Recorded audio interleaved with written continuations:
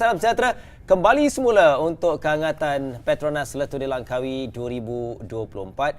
Sedar tak sedar kita telah pun selesai 3 peringkat semalam dan hari ini kita nak beralih kepada perjalanan yang berbeza untuk laluan yang berbeza di peringkat yang keempat. Yang mana terlebih dahulu kita nak ucapkan terima kasih kepada semua penaja-penaja terutamanya PETRONAS. Terima kasih juga kepada Bubble Soto, terima kasih kepada Tourism Malaysia terutamanya kerana terus menyokong menghangatkan lagi saingan edisi ke-28 Letur di Langkawi. Yang mana tanpa penaja-penaja pastinya perjalanan dan juga kehangatan LTDL ini sedikit terjejas, namun kita mengharapkan untuk masa akan datang kesemua penaja ini dan juga lebih banyak penaja untuk terus menyokong perlombaan yang mempunyai prestij tersendiri, membabitkan juga pelumba-pelumba profesional dan juga ini adalah platform pendedahan kepada pelumba-pelumba tempatan pelumba negara. Hari ini saya masih lagi bersama dengan tetamu istimewa tapi berbezanya seorang lagi legenda semalam M. Kumarisan. Hari ini saya bersama dengan Effendi Rosli, bekas pelumba negara LTDL tidak asing baginya 1996 hingga 2005. Yes. Selamat datang bang. Selamat datang, terima kasih. Baik, hari ini kita nak melihat perjalanan yang berbeza nanti kita akan bincangkan lebih terperinci. Yang mana sedikit mungkin dari Effendi selepas menyaksikan 3 perlombaan, ringkas dari Effendi bagaimana anda melihat? Okey, bagi saya selepas 3 perlombaan untuk peringkat semalam berbukit, pemenang JC bertukar. Betul. Dan stage pertama, stage kedua adalah untuk pakar-pakar pecut. Bagus itu Langkawi dia bagi peluang untuk pakar pecut dulu. Pertama, kedua, ketiga dah berbukit. Gap masa pun dah berbeza-beza. Jadi untuk semalam mendaki, hari ini pun mendaki. Besok pun mendaki juga. Memang cukup. Betul. Lumayan. Ya, itu yang menarik. Selain jersey pendahulu yang Effendi kongsikan adalah pemiliknya berbeza dan juga kalau kita perhatikan semalam peringkat ketiga, kesemua pemilik jersey ini adalah pemilik yang berbeza. Terutamanya juga memberikan Raja Pecut semalam Mateo Manuseli yang memegang jersey orange selaku Raja Pecut, manakala 2 jersey yang dipakai oleh Max Paul semalam selepas dia unggul di peringkat ketiga dan juga Raja Bukit untuk Polkadot kini dimiliki oleh Max Paul. Sebelum itu ialah oleh Tyler Tomkinson dan hari ini juga kita akan lihat kemungkinan itu akan berubah.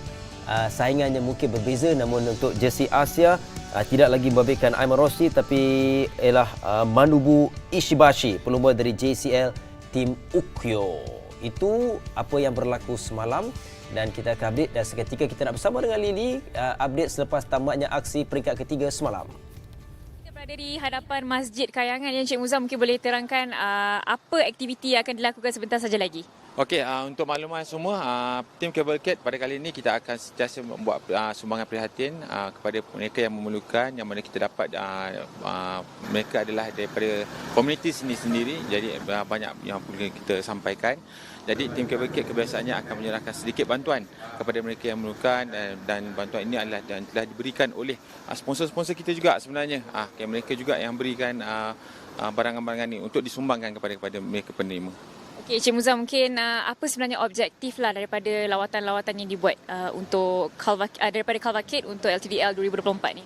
Sebenarnya selain kita ingin mengenalkan tentang Cavalcade itu sendiri ataupun Letur Langkawi, kita juga ingin melihat supaya mereka mendapat bantuan yang sepatutnya. Kita sentiasa menjaga keperluan mereka, sentiasa melihat apa yang diperlukan oleh mereka, jadi supaya kita rakyat Malaysia, bukan kata kita tim Cavalcade saja, kita harap kita sebagai satu pencetus untuk mereka datang menyumbang kepada pihak asnaf.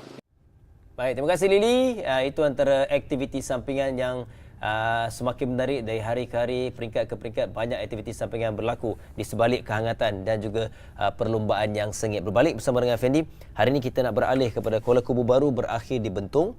Laluan sejauh 131.2 km yang mana tadi awal Effendi dah kongsikan bahawa ada satu pendakian kategori 1 iaitu ketika di gap nanti. Itu juga antara menarik yang kita nak lihat hari ini sekali lagi Effendi. Okey, jarak hari ini 131 kilo, 2 km.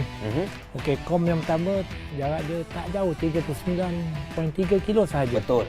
Jadi badan bagi saya untuk rider, untuk pelumba-pelumba, badan mesti cukup panas. Sebab starting pada KKB terus mendaki terus sampai ke gap 39, lepas tu turun sampai ke Bentong. Walaupun sampai ke Bentong dan jarak lagi 90 kilo lebih, tapi dia banyak turun bukit. Lepas tu kita ada 3 untuk poin pecutan. Lepas tu bagi saya, pandangan saya untuk hari ini tiada pemisah macam semalam yang terlampau banyak, satu kumpulan 12 orang, satu kumpulan saya rasa tak ada hari ini. Mungkin pasal jarak dekat, mungkin bagi saya sampai satu kumpulan yang besar untuk perlumbaan hari ini. Ya, itu boleh kita jangka kerana penamat pun nampak landai, hanya satu pendakian walaupun kategori 1. Jadi sekali lagi pada ketika kilometer 39.3 pada Effendi, pandangan anda adakah masih lagi ada kelebihan pada Max Pool kerana semalam dia nak kekalkan jersey keseluruhan, jersey hijau, dan kalau kita tengok pencabar terdekat pun ketinggalan 14 minit 44 saat terutamanya Mateo. Jadi pada masih ada kelebihan kepada Max Pool pemenang semalam untuk kekalkan jersey itu hari ini. Bagi saya dia mesti mengekalkan sebab jarak selepas poin KOM menurun bukit. Kalau ada kumpulan pemisah, saya rasa agak susah pelotong yang di belakang untuk menangkap sebab laluan cukup berliku, berkona-kona. Itu laluan kita orang biasa buat latihan dulu. Ya, betul. Memang cukup bahaya sana, laluan jalan sempit, mungkin jalan pun tak berapa elok, saya tak pasti. Tapi kalau dah ada pemisah di kom 1, rasanya payah, susah nak menangkap. Jadi poin mungkin ada berbeza kalau ada gap, ada pemisah kumpulan yang ada di situ. Itu kemungkinan dan juga apa yang kemungkinan boleh berlaku terutamanya ketika mereka menuju di gap, iaitu pendakian hanya satu pendakian kategori 1 dengan ketinggian 865 meter. Baik, seketika kita nak kembali bersama dengan Lily di lokasi untuk memberikan gambaran di sebalik kehangatan debaran untuk pelepasan bagi peringkat keempat. Silakan Lily. Baik, terima kasih studio. Selamat tengah hari. Hari ini perlombaan bermula sedikit lewat jam 12 tengah hari dan Lily dan juga tim baru je tiba ke lokasi seterusnya, iaitu Kuala Kubu Bharu, di mana kami ditempatkan di penginapan di Kampas malam. Baru je tiba di sini dan selesai peringkat ketiga semalam yang mempertaruhkan 3 zon pendakian dan juga 3 zon pecutan, di mana riders mempunyai tempoh masa yang sangat singkat untuk sesi recovery, dan laluan hari ini juga turut mencabar. Namun dua nama pada pendapat Lily yang akan stand out di peringkat keempat ini, iaitu pelumba tempatan Harif Saleh dan juga Izzat Hilmi, yang saya fikir mampu memberikan cabaran hebat berdasarkan prestasi semasa mereka dengan misi mendapatkan podium. Saya fikir dengan cara semasa pecutan beramai-ramai di garisan penamat dataran Bentong nanti, sebab kalau nak diikutkan laluan hari ini zon pendakian berlaku hanya di awal perlumbaan, dan saya pasti Harif yang boleh dilabel sebagai pelumba berpengalaman dan ramai pelumba muda look up to him sebenarnya, ya. Selain both of them berjaya berada di kelompok 7 terbaik pada peringkat 1 dan 2, Harif mampu beri saingan sengit hari ini dan mahu lakukan sesuatu demi keputusan yang diinginkan. Selain itu, tidak lupa juga kepada usaha Aiman Rosli yang juga turut curi perhatian saya, kekal konsisten dengan gelaran pelumba Asia terbaik. Namun ceritanya berbeza di peringkat ketiga semalam, dan saya rasa hari ini pun Aiman perlu berwaspada dengan rata-rata pelumba JCL Team Ukyo. Dan apapun kita nantikan keputusan selepas perlumbaan yang sejauh kayuhan 131.2 km dari Jalan Datuk Muda Jaafar ke Dataran Bentong. Hopefully Malaysian riders dapat cari ruang awal dan tak dihimpit sehingga ke penghujung garisan penamat nanti. Dan inilah dia situasi ketika ini di mana ramai orang yang dah pun memenuhi kawasan ini, dan cuaca kalau boleh lihat hari ini sangat cerah dan panas. Hopefully sampai ke penghujung garisan juga cuaca akan kekal begini. Dan kepada anda semua, terus setia bersama dengan kami di saluran Astro Arena 802, dan jangan lupa juga untuk follow platform media sosial Majlis Sukan Negara dan juga PETRONAS Letua di Langkawi 2024. #kita semua Timas, #beat the hit. Mantap Lily, terima kasih. Itu perkongsian di lokasi, terutamanya pelepasan ketika di Kuala Kubu, dan Lily akan terus bergerak ke Bentong. Sedikit Fendi, sebelum anda bergerak menjadi pegulas, apa yang anda inginkan hari ini, terutamanya mungkin memberikan pelumba negara peluang mereka untuk comeback semula hari ini mungkin? Okey, kita ada pakar pecut walaupun daripada pasukan Malaysia. Seorang dah cedera dan tidak dapat menamatkan perlumbaan. Takziah pada Elmi Jumari. Jadi kita dah kekurangan satu pakar pecut. Untuk hari ini daripada TSG, untuk tim MPC, tim Malaysia, bagi saya kita kekalkan biar untuk sampai kom yang pertama itu. Jadi kalau terputus di situ memang untuk pakar pecut kita tak ada peluang lah. Sebab cuma hanya 39 ataupun dalam 40 kilo saja. Jadi saya harap pasukan Malaysia kekalkan, ambil peluang untuk poin pecut dan untuk kom. Lepas tu turun untuk itu kita serahkan kepada pakar pecut kita. Okey, itu yang kita mahukan. Apapun kita terus nak saksikan perlombaan peringkat keempat Kuala Kubu Bharu. Bentong memberikan 131.2 km.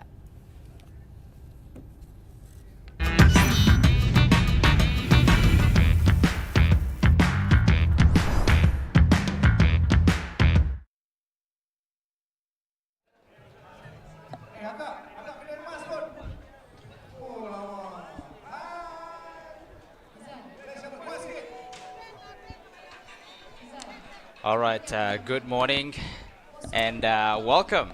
So you do the Malay, Danny. Selamat pagi. Okay, thanks, Danny. All right, so welcome again, everyone. Today is the stage 4 of 28th edition of PETRONAS Le Tour de Langkawi 2024.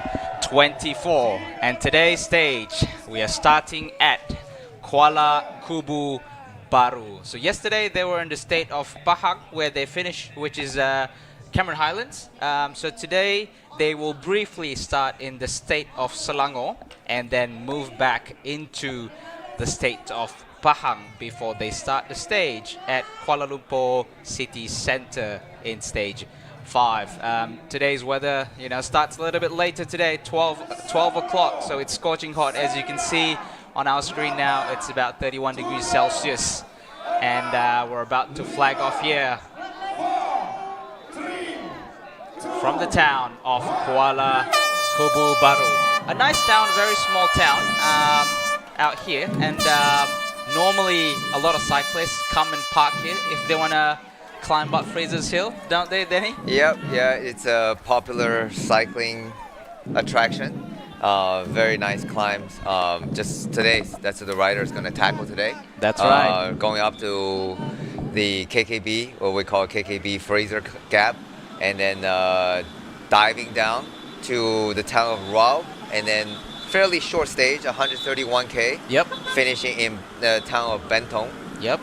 So it is going to be interesting because the climb is going to be happening at the very early part of this today, category 1 at kilometer 39.3, so just under 40k. It's going to be potentially fast and furious action from the start. Yeah, and for sure. Yes, because they're going to start climbing pretty much straight away. Yeah. Right? So they're going to start climbing pretty much straight away. It's a gap. It's a category 1 climb, not as bad as yesterday's climb. Yep. A long climb and not so steep. It's a little bit steep in the beginning towards the dam, right? Yeah. So we're all familiar. And I think about 3 Saturdays ago, you were racing here, don't you, Danny? Yeah, well, we'll call it racing, more like amateur riding. Amateur racing. Amateur racing. Yeah. So, but yeah, let's recap. Yesterday, obviously we have a new leader of the Tour de Langkawi. Yeah, we can see it's a different faces, almost different faces that's wearing these jerseys. So we're gonna have a look at the route map in just a second to give you guys a little bit of an idea of where we're going today. There you go. Stage 4, Kuala Kubu Bharu to Bentong, 131.2 kilometer. So basically straight up the hill to Gap, which is where the category 1 King of the Mountain classification will be, and from there will be about 40 kilometer windy descents, narrow roads into Raup, where the first intermediate sprint will be at kilometer 73.5, and then head to the second intermediate sprints at 85.1 kilometer at Sungai Roan, and third intermediate sprint at Sungai Klau, 94.6 kilometer, and from there through some up and down rollers into the town of Bentong, where they will finish stage 4.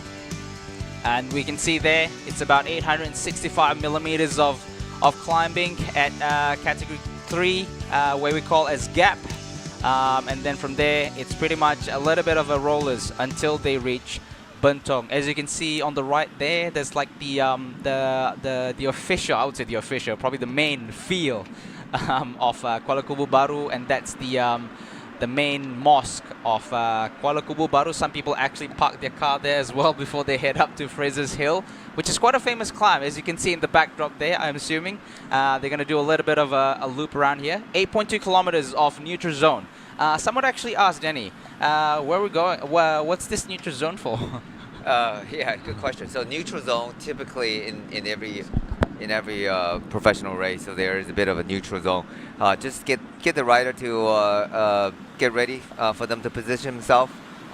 Instead of the some races, you do start from the gun, but this is sort of an opportunity for the rider to get into the right position in the peloton. As you see, we have the new race leader of the Tour de Langkawi, Max Pohl, in the pole position. Yeah, and, the pole position. And he's 21 years old from UK, and Ishibashi from Japan, taking the white jersey, the best Asian jersey. Yeah, and as well as a new points classification jersey. Now is Sarissa has passed it over to the Ukiyo rider. Yeah, Matteo Malucelli, which was a stage winner for stage 2. Stage 2, yeah. Stage 2 that finished at Butterworth. Butterworth, sorry. Yeah, blanked out a little bit just now at Butterworth. Yeah. So we've seen all new faces wearing the jersey for today. So it's a bit exciting race. Yeah, because every day you've seen different winners on the podium. That's right. And different jersey wear. So that just shows the level and the depth of the competition this year. That's right. And there's no one dominant team. Yep. Yeah. So it would be really interesting to see how now the new race leader and DSM Post NL, how they're going to manage and control the race for today. Yeah. So we're definitely looking forward, and stay tuned. And it's going to be exciting action pretty much from the start. You know, yesterday EF Education did a lot of work up the front. Yep. And they really had no choice. You know, they are the defending champion team.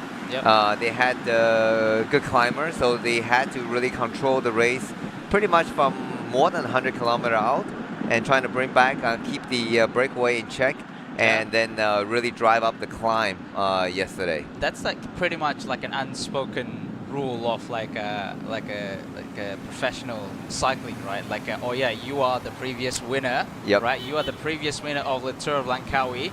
Now it's your responsibility to make sure that the gap between the peloton and the breakaway in check, right? It's your responsibility. You want to maintain the GC for this year, so now you have to do the work and pull and reel the breakaway back in. Yes, that's keep on. I know I keep repeating myself about the poker game. There you go, right? If you wanna win it, you gotta do the work. Yeah. So EF did a good job. I mean, they were in the position they had to work. Otherwise, we saw for a moment seems like no team wanted to come to the front, and then when that happened, there were a massive group of 30 riders trying to get away. So it would become a completely chaotic situation. So EF had to get to the front and then start to work and control. And then the moment they got into the front, then the peloton sort of quiet down, and then the attack stopped. And then Hugh Carthy did a massive pull, and also the Japanese rider Totome did pretty much all the work up to the even halfway up to the climb to Kampong Raja. Hugh Carthy and Totome. Exactly, and then Hugh Carthy really drove up the climb up to the Kampong Raja, the first KOM, and then sort of shrink the peloton down probably to about 40 riders. Everyone or so. just sort of peeling off from the back. Peeling off the back. As we can see from the live feed. Yeah, we saw the I checked the KOM, Strava KOM yesterday. So just to compare. Just to compare. They compared to the amateurs, and they took probably 10 minutes out of the out of the groups in the previous KOM King of KOM. So. So they were really flying up, and definitely you have Hugh Carthy, fantastic climber. So they had no choice. So, but the moment they start dipping down, and then the roads kick up again, and you saw they also had to chase the BH rider. Because they had a very good BH rider was on the attack, and Mario Apricio. So he was on attack. So he was a man. He had a 1 minute gap maximal, and he certainly is a rider with a stature that he's capable to go all the way. So, you know, again, Hucarty had to do all the chasing and to bring back. And then the moment that they brought Apricio back, then Max did the counter attack. And then you know. And I think the only true rider was able to follow was the Astana. Like if Jairo Lopez. And then obviously because Kun Pharma had the most amount of riders in the remaining remaining group after Max Bull attacked. So they were quite late to organize, but they organized just in time before the gap got bigger, and then managed to pull everyone back, which then ends up being a total of 11 riders to finish off a small group bunch sprint. And it was interesting because Max Bull, like obviously Kun Pharma had basically a whole climbers of a team of full of climbers, but then again, you know, Max Bull came victory among those climbers, and it was interesting when he did the interview with Jeff at the end of the stage. He actually have been practicing some sprints for the last few months before he actually come over here to race. So that was you know, yesterday during the comments we talk about, you know, if you're a climber, you should work on your short game, work on your weakness, and if you are a sprinter, you got to work on the climb, right? That's exactly what Max did. So obviously, a 21 years old rider, he was targeting this race, and he knew this year it wasn't going to be the Genting climb, so he knew that it was going to likely finish in a small group sprint. I wouldn't say a bunch sprint of 11 riders. So, you know, he was training, and he did actually practice a bit of sprinting, and he won the sprint by a pretty good margin. By quite a lot. And he led out the sprint with more than 100 meters to go. So so there you go. So he's a well-deserved winner. I mean, he not only he was the best climber of the day, and also he was the best sprinter of the day in this context. So it was exciting. Now table has turned. Now he has the leader jersey. Astana lost the overall leader jersey and as well as the points jersey. So, and then EF, we were just talking about earlier. Now EF hasn't got anything. They did a massive amount of work yesterday, and they walk away with without a podium on the stage and without the jersey. So, what do you think? Are they going to go out all out attack and trying to do something to trying to win the stage today? At this point, it's already halfway after Tour Langkawi stage 4. We have a total of 8 stages. I think what's going to happen is 2 possibilities throughout this stage. Obviously, because the climb starts pretty early in the stage, so maybe a few riders will attack at the top of the climb of gap, and I'm assuming EF is gonna want a breakaway to happen because they haven't got anything just yet. So it would be, you know, as a World Tour team, it would be a shame to come back home empty-handed at a 2-point pro stage racing, right? So EF would definitely put on some pretty serious tempo and some pretty serious attack as they're approaching towards the top of the gap, and then they would want the breakaway to stay away until they reach the finishing line at Bentong. And if the sprinters team wants it to end as a bunch sprint, they will really need to work hard as they've descended from gap all the way down to Raup. So from there, they really need to start chasing hard if the sprinters team, so we're talking here teams like Astana, teams like Tudor Pro Cycling, or even teams like a local team like Terengganu Polygon Cycling Team, right? Terengganu Cycling Team, sorry. They would, because they have sprinters in the team. If they were to want the race to end up in a bunch sprint, yes, the teams, the sprinters team will really need to work hard to bring back the breakaway. And then also it will make sense for teams to actually go on a breakaway at the top of the climb because the road from gap the descents from Gap to Raup, the roads are quite narrow and also quite windy, and it makes sense to get small group of people, 2, 3, maximum probably 4, so that they can just really reel the corners and take the best corner lines. Yeah, yeah. So that's well, I think that is likely to happen. Although the earlier interview with Evan Decline before the race, and he said the same. Well, it will be it will be see which sprinter can get over the climb in the best condition with the minimum amount of gap. So there's going to be 100K to the finish.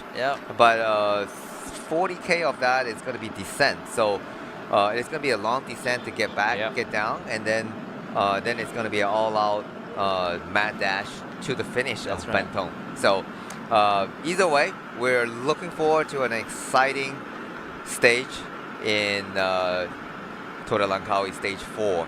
131 kilometer from KKB to Bentong.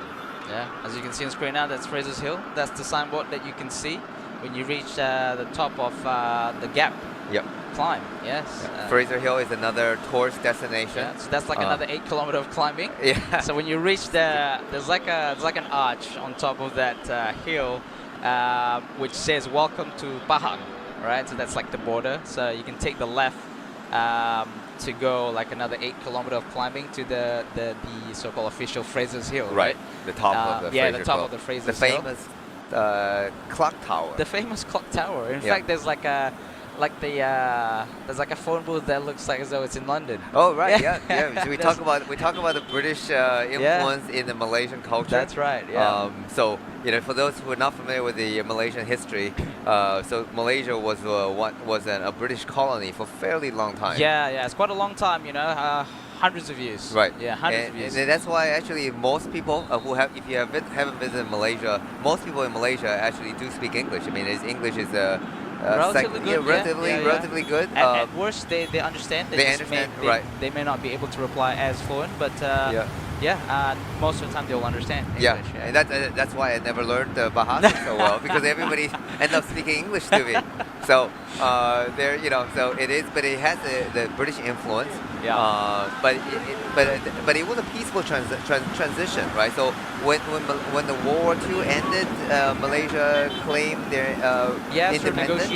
Negotiation. There was not a violent. There was a fairly peaceful negotiation. All right. And I think Malaysia just celebrated their Independence Day not long ago. That's and then they also asked the East Malaysia, Sarawak and Sabah to join, and then that's a celebration of the Malaysian Day. That's right. Yeah. So there you go. I mean, just a small brief history of the Malaysia from a Chinese American. There you go. So where you go? Not bad. All right, so we just that's 0 kilometer to go. 0 kilometer just now. So we've just officially started the race. So the race has started, and as always, breakaway. Attempt to get the breakaway starts. So as we have predicted, it's going to be an aggressive race from the gun, Denny. So they're going to go up the climb, and the climb, the profile is, as we've all know, for people that are familiar with the Fraser's climb, it's the gradient is pretty much quite the same as Cameron. It's not super steep. The climb to Gap, just an exception for that first pinch. It's generally about 3 to 4%. That's right. Gradient. So it's nothing, not a difficult climb, but again, when you go up the road on a faster pace, I mean, it's all relative, right? So you can go up a climb at a leisure pace, and that's easy. But when you are racing pace like these guys are doing right now on the front, leading by a Nusantara rider from Indonesia. That's the first time we've seen Nusanta's up front, in the break. Yeah, they may be waiting for them all year. I mean, I wouldn't say all year, all stage. And followed by the white jersey, look like Philippine rider again. Philippine rider. And Philippine has been very aggressive, very active in the race. That's from Malaysia, Abdul Azim Alias in that Colnago. And look like Hong Kong rider, or Ukio rider also in the breakaway. We'll get a number. Once it's established, we can get a number fairly quickly. But now it's very active. No real gap has been established. That's right. but it is fast and furious action from the start. Like we anticipated. Every single day starts with a bang. Every single day. Yeah. There you go. Nusantara rider, an Indonesian team, and then rider from Philippines. And I see Hugh Carthy is on the wheels, and we talk about they need to be aggressive. That's right. That's right. They want to make sure they are in the action today. Yep. Yeah, Hugh Carthy is in the break. Here we go, and with followed by Poti Kometa. And the peloton is pretty strong now, just trying to follow the pace. And just to mention yesterday, just a quick result. So I think there's two rider didn't finish yesterday's stage, and so we have a couple rider missing out. But today is a brand new day. A brand new day. You know, it'd be interesting to see, like, for example, right, yesterday we did see, like, Gleb Syriza finish quite early. In fact, I would almost assume, judging from the results, he's probably one of the fastest sprinter that actually gets up the hill. Considering they do have, like, about, what, 40 minutes of they actually have 40 minutes of cutoff time. So for those who actually follow the race on the points competition, right, so Syriza was actually wearing the points classification after the stage 2, and yesterday he actually lost the points jersey because there was he got a little bit of penalty from the official for drafting the car, and so he actually lost 3 points deduction. That's why he lost the orange jersey, but I'm sure he's gonna try to get back today. But get back to the front of the action. Team EF, obviously, they have just like sort of we were sort of made it a little bit of a prediction just now. They're really going to go for it for this stage. Yeah, this is could be potentially the only day that has a good chance for breakaway, because you're talking about a climb at the beginning. Yeah. And followed by a relatively shorter stage, so there's an opportunity. And we see Syriza in the breakaway as well. There you go. Talk about the man. He's in the back of this group, and followed by again three additional riders trying to bridge across. So you two still pretty active, Peloton's active, chasing as well. Yep. And we don't know the speed, but my estimate is probably they're going at a speed of close to 50k, 48k to 50k an hour, just trying to trying to chase down the breakaway. Tudor trying to get across. This is loads of action. Kamfama, Poti, two EF rider, followed by a Thai rider, and a BH and Syriza, and Ukio, Tudor. Wow, everybody wants to be in this breakaway today. Yeah. There's a few more chasing as well. Also another representative from EF as well. And I see another DSM rider on the back of the group, so that's really interesting to see. They maybe they decide to send one rider and trying to control the breakaway. Yep. It will be really interesting to see. But yeah, there's no real significant gap yet, so this may go on for a little bit while before the breakaway really established. We see Harif Saleh on the back rolling. He doesn't. His goal is trying to get over the climb with a minimal amount of gap to the peloton. So EF is driving on the front with two riders. We're trying to get their number soon. When is it possible? Todome is just there again, and the front one, we're just not sure who is exactly. Possibly Stefan de Bon, but Stefan de Bon, or maybe. We know it's not Sean Quinn, because he would be in a Captain America jersey. That's right, Captain America. There you go. Three riders trying to bridge to the breakaway. And the peloton still chasing, so I'm certain that this is not going to be an easy day out. And if EF really wants to win today's stage, disrupt the race, they really got to put the hammer down.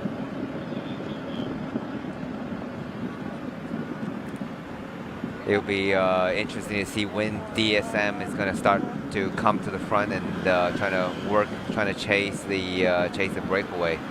Because right now, we're still looking at, looking like there's a bit of daylight between the breakaway and another chaser. There's another chaser from Badiani. This is the main peloton now. Yeah, Pavi is trying to Badiani and Astana. Astana just front. behind the Badiani rider. Interesting. There you go, fans. So this is like a school. There's a school there. I believe it's a secondary school, a high school. Ampang Pucha. So this particular area is called Ampang Pucha. Basically, they'll be doing a loop back to Kuala Kubu Bharu, and then from there they will shoot straight up to Gap.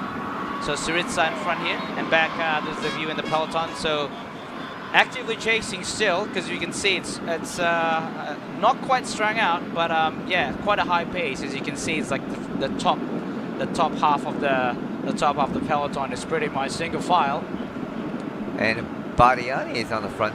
Yeah, we were going George Jackson and the last year's KOM leader Simo Pino also in the breakaway. And he's probably trying to go get the KOM jersey. Astana is on the front. And it's like signaling the motorcycle. Yeah, the tutor rider trying to tell the motorcycle to get away, trying to not help the peloton to chase. Interesting. Seems like somewhat an alliance formed between DSM and Astana, but I think it is also possible there is a DSM rider in the break. There is, yeah. There is one. Okay, so that's probably the strategy. So sometimes, in terms of a racing strategy, if you don't really want to control the peloton, you can send one of your teammates up the road. Yep. Then you make the other team to do the chasing up in the front, on the front. So the presence of the teammates in the breakaway is pretty much to make sure that the breakaway isn't going too fast. Yep. And so that's a pretty sizable group. Yeah. Almost like yesterday's finish. The amount of group, we're talking probably like 10-15 riders. Yes, absolutely. So now that's interesting, right? You have Astana chasing, you have Syriza in the breakaway. Yeah. The Astana is chasing their own teammate. That's right. Yeah. Probably the whole idea of maybe Astana doesn't want the breakaway to go away, because potentially they're looking at sending Syriza for the sprint at Bentong. Yeah, but then Syriza is in the break. Yeah. So I'm not sure idea. what's the reason here. So Simon Carr just came up to the side of the peloton, was trying to wave to tell the motorbike to stay away. So yeah, the motorbike generally really should have stayed at least I would say at least 20 meters, right. in front of the peloton, in order not to give a draft to the riders on the front. It is sometimes sometimes these guys just going too fast. So the motorbike can't go any faster to get away. But this is the breakaway of this is a pretty sizable group of breakaway. Yeah. So now basically they're heading towards the gap climb. So not far, probably a few kilometers from here, the road will start tilting up. Yes. It's a gradual killer. Yeah. It's a gradual killer. We're trying to get some numbers. So the DSM rider. DSM is Bjorn Kurt. Yep. Number 12. George Jackson, 51. And Ukyo rider 113 is in the breakaway also. That's Nariyuki Masuda. Oh, he's actually he's the oldest rider in this race. He's 40 years old. 40 years old. Masuda. Yeah. So if you're 35, you still have hope. You still have hope. So that's all relative. So Masuda, he's 40 years old. I believe he's the oldest rider in this year's Tour de that's right. Langkawi. You're actually right. Yeah. And he had finished fairly high in the GC before. He's a pure climber, and so maybe he felt like yesterday didn't do his justification, and he needs to get on the front and try to get away. So here's an opportunity for you. And one Thai rider, number 192, is also in the breakaway, Sarah Wood. So one Thai rider in the breakaway together with 2 EF. Yep. I see orange color of Uskatel. Yep, orange color. Yep, Uskatel is there as well. But the peloton seems like it's not far. just really 10 seconds behind. Yeah. So they are chasing, and I think this first attempt may not happen. But I'm almost certain there's going to be some counterattack as soon as the first group is getting caught. So I'm assuming probably EF is going to send another one as well. Well, that's very likely. Very likely. I think Yukarthi wasn't very active at the beginning. I think he's different rider on the front, two different rider. But I think once he rests up, and he's going to go again once the road tilts up, which is right now already. The roads start creeping up. Upward, and we should in about less than 5 kilometers we'll be hitting the steeper part of the foothill at the dam. It does kick up to probably about 8 to 10%, 8 to 9%. Not super steep for these guys, but certainly not an easy climb for mortals like ourselves. Like it's this same like Cameron. You know, I guess in Malaysia we're pretty blessed that some of these climbs are climbs that you can enjoy, but yeah, it really depends on it's like your definition of enjoyment. That's right. Like, but it is enjoyable. Yeah, I agree. Right. You can enjoy these climbs because they're not too steep. You know, some climbs are just pure suffering. Yeah. Like Fraser's Hill and Cameron Highland, or even Genting Sumpah. These are more enjoyable climbs because it's not too steep. You can still enjoy it, but then like it really depends on how hard the pace you're pushing, right? Sure, so if they're going really hard, it's a hard climb. Yes, exactly. So, but I absolutely agree with you. So a lot of the climb around Malaysia are relatively, 10%, generally less than 10%. Yeah. So which is really ideal for climbing, for going out and doing some extra effort, but it's not completely suffering pace. So you can keep a fairly good cadence going up those climbs. So absolutely, that's again, next time you come to visit Malaysia, make sure to bring a bicycle that you get to ride around the hills here. It's fairly gentle. I know I've done some steep climbing. If you ever go to Thailand, and there are some, especially in Chiang Mai region, there are some steep climbs. So now we're gonna have a look at the profile. Again, for today's stage, the top of the gap is going to be 865 meters. Which is about half of yesterday's peak. That's right. Isn't it? Yeah. But and in terms of the length-wise as well, it's only probably about 30K of climbing. Not difficult by even for amateur standard. But it's enjoyable, like you said. It's enjoyable climb. You can really enjoy it. It's one of those climbs that you can enjoy. And it's beautiful surface, very smooth, well surface road. The bends are gentle, so it's safe even on the way descending. So and it's quite shaded as well. Yes, absolutely. And the moment you get into the trees, and you can experience the temperature difference. So again, we're having an area shot. And now back to the action of So that's nearly the dam, right? So completely different dynamics now. So that's look like a Euskaltel rider. I think the guy in the back is Xavier Canellas, a rider from EF as well. And looks like Mario Aparicio is in the break, if I'm not mistaken. We can't be too sure until we have a look at the number. Looks different stature, but again, of course it is a teammate, BH, Team BH, and followed by two Euskaltel. They also haven't got anything out of this race. No. So it makes sense. These are the teams that has to go on attack. So the pace is on the back, chasing pace should be hard, and I think some of the climber, some of the sprinter for sure is going to be put into difficulty. And, for sure. And this is a Conformer rider come across. And it's fast. Yeah, you can see the peloton is all lined up. You can see riders are getting dropped already.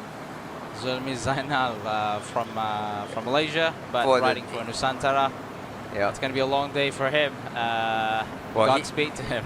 Yeah, he is in a world of hurt right now, and he needs to get back to the group if he can get back to the caravan, because if he lose so much time at the beginning, he may not able to get over the climb the gap will be too big, and he will be put out the finish outside the time limit. So he really need to dig deep right now to get back to the group, at least get back to the convoy.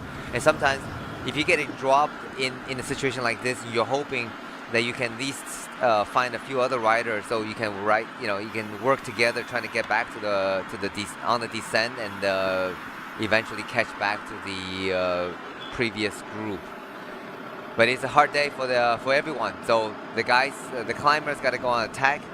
EF is going to go on attack, and then the sprinter is going to have to survive to the finish.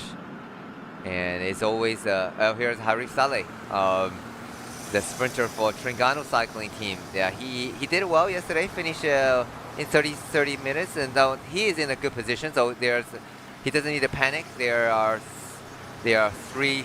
4 riders together in the group, including Simon Carr. That's a defending champion. It's in this group. That's surprising to see. Yeah. So maybe he is not feeling well, and that's probably why yesterday he ended up having to work for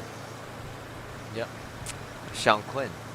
So, and then so this is really early in the climb. Well, he looks like he's struggling. He's at the back, start of the race. He's quite far back, Maybe he's just not feeling well health-wise, Maybe it is caught a fever or something. Yeah, it is possible. Sometimes they also have a stomach bug, but this is hard part of cycling. You got even you have a bad day, you have to get to the finish line. Otherwise, you won't be able to start tomorrow. So Euskaltel rider decided to launch an attack. Yep, this is probably the steeper part. I would say almost the steepest part of this whole climb, almost. Yeah, and he is getting a good gap. So followed by BH and look like Badiani also trying to get across. And it looks like the 8% section. Is big rig, no problem, Danny. Yeah, he make it look easy, right? So, but you can see the rider. He's standing up, mixing a bit of standing and sitting down. So you are using different part of muscle when you're standing and climb. So that's a good advice for any viewer watching. And so you one advice, to rotate the muscle, right? Yeah. You can actually stand for a while and then you sit down. But obviously sitting down is more efficient. That's true. But once you mix it up a bit, you can rest a different part of muscle. So 3 rider, Euskaltel, BH, and Badiani. And as soon as we're able to get their race number, we'll let you guys know. Yep, this is the dam that we were talking about. Yeah, that's where they are riding past. It's at the moment it's in their left. Yeah, it's at the moment it's in the left. So this is the Selangor Dam. Selangor is a state where they're riding here at the moment. This is the state of Selangor. And as soon as they finish the climb, they'll be in the state of Pahang, where Cameron Hunt was. Okay, so it's number 81. Rider number 81. So that is Bizkara, Mikel Bizkara.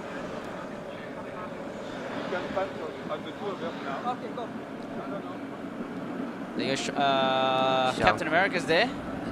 Sean Quinn is on the front, and he's. Are we gonna keep calling Captain America? I think so. Yeah. Well, it's. But that's just a nice jersey. It really does resemble the Captain America, which is really standing out. Yeah. But it looked like the pace decided to slow down now suddenly, and I think seems like the chase has eased off, and 56 and 32 are in the breakaway. So rider 56 is Aparicio. Mario Aparicio. Yeah, you're absolutely right. Yeah. So my apology. Good eye. Yeah. EF is not in the break, so they have to react,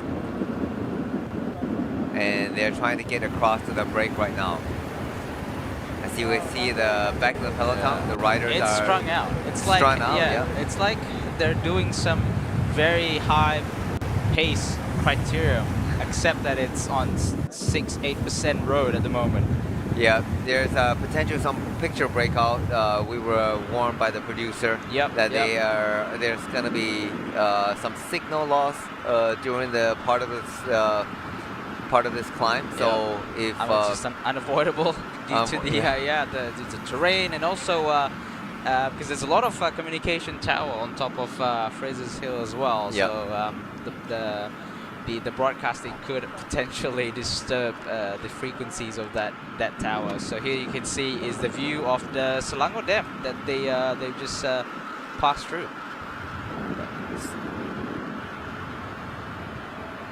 We're gonna hear some interview right now. Your second time in Malaysia for the Tour de Langkawi. You were fourth last year. Happy to be back? Yeah, it's a nice race to end the year, no? The end of the season here with the team. I was looking forward, no, to do a better place yesterday, but my form or my body was yesterday not in the perfect condition, and I got dropped. But yeah, the race is very well organized, and with the team, I like to be here again. Can you explain what is the effect of having ridden La Vuelta, a 3 weeks long race, 3 weeks before this race? Max Poole obviously has a good form from La Vuelta. Yeah. Is it necessarily the same for everyone? More or less, yes. Before I did also Vuelta Portugal, and then Vuelta España. For me, it was many days of racing in a month and a half. But yes, I was feeling good at home. But I came here, I was not with the heat of humidity, change of the hour, everything. I was not feeling good, and yesterday it was reflected, no? With no super sprinter in the team, what can you do in the 5 remaining stages, and what do you hope for? We will look for a breakaway, no, that could reach the finish line, or yeah, we'll also work with Avechuco and Bonillo to the final sprint. I think in the five first of every stage they can be. Gracias. Thank you. So that was Joan Bo from Euskaltel. So he just finished La Vuelta. Is in good form, and also he was fourth in last year's GC of PETRONAS Langkawi. Yeah. So we have here 3 riders in the breakaway. We have Mikel Vizcarra from Euskaltel Euskadi. He upped the pace, leaving Aparicio, and also a rider from Bardiani. Yeah. Joao Bao, that was the interview we saw. Yeah, he finished Vuelta de España, and in the 72 position. So yeah, he should be in good form if he's not too tired. Yeah, that's true.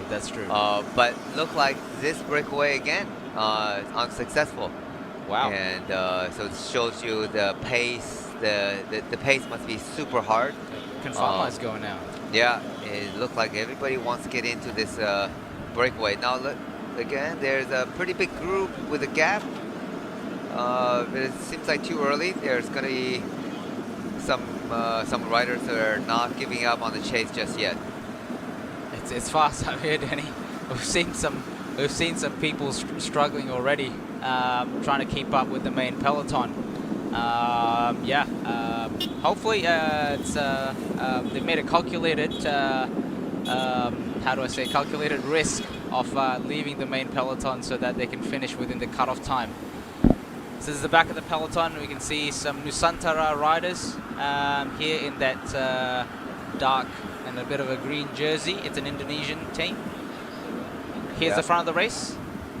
So there's Astana rider. Hanshan, I think it's a Hanshan rider. Yep.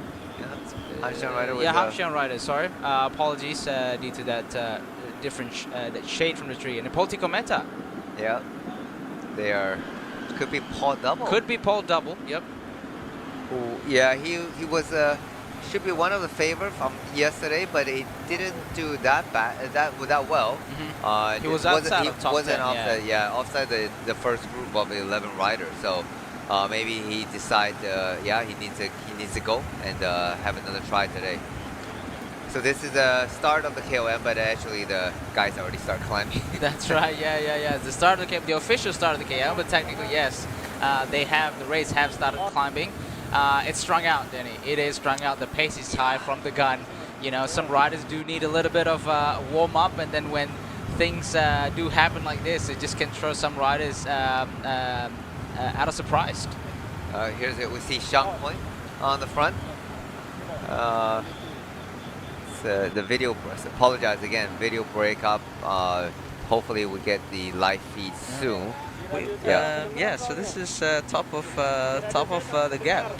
Top of the gap. Top of the gap. Yeah, I remember there's that two sort of structures at the far left of the screen just now.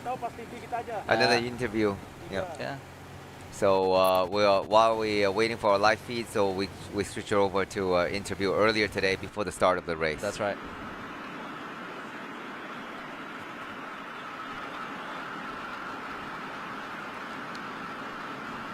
Well, while waiting for that, yeah, it's a beautiful. I mean, I rode up this road many times, but never get the aerial shot. No. So you're only looking from the ground up. Yeah. But and then they've recently redid the road up the gap. yeah, so they repaved the road. Yeah, which should be repaved the nice. road up there, and then repaved the road down to road. And we have When interview you were coming a up few now. riders from Kern Pharma up the road yesterday. Were you satisfied with the outcome? Yeah, we are satisfied. No, we don't win the stage, but we are 3 guys in the first group. No, we work a lot the 3 to arrive well here, and these days to fight to bonification, and with my sprinter Miki, win someone stage. So you are not tired after la Vuelta? Yes, after la Vuelta is 1 week cow, but later we train well, we recovery, and we have a good legs. But it's been a fantastic Vuelta for your team, Kern Pharma, and you said at the end of la Vuelta there will be a before and an after. Now we are in the after. How important is le Tour de Langkawi for Kern Pharma? Yeah, after we are happy, no, at the result of la Vuelta, and this is extra power, no. Arrive here with 3 wins in la Vuelta, and it's important here for the team following doing really good Langkawi.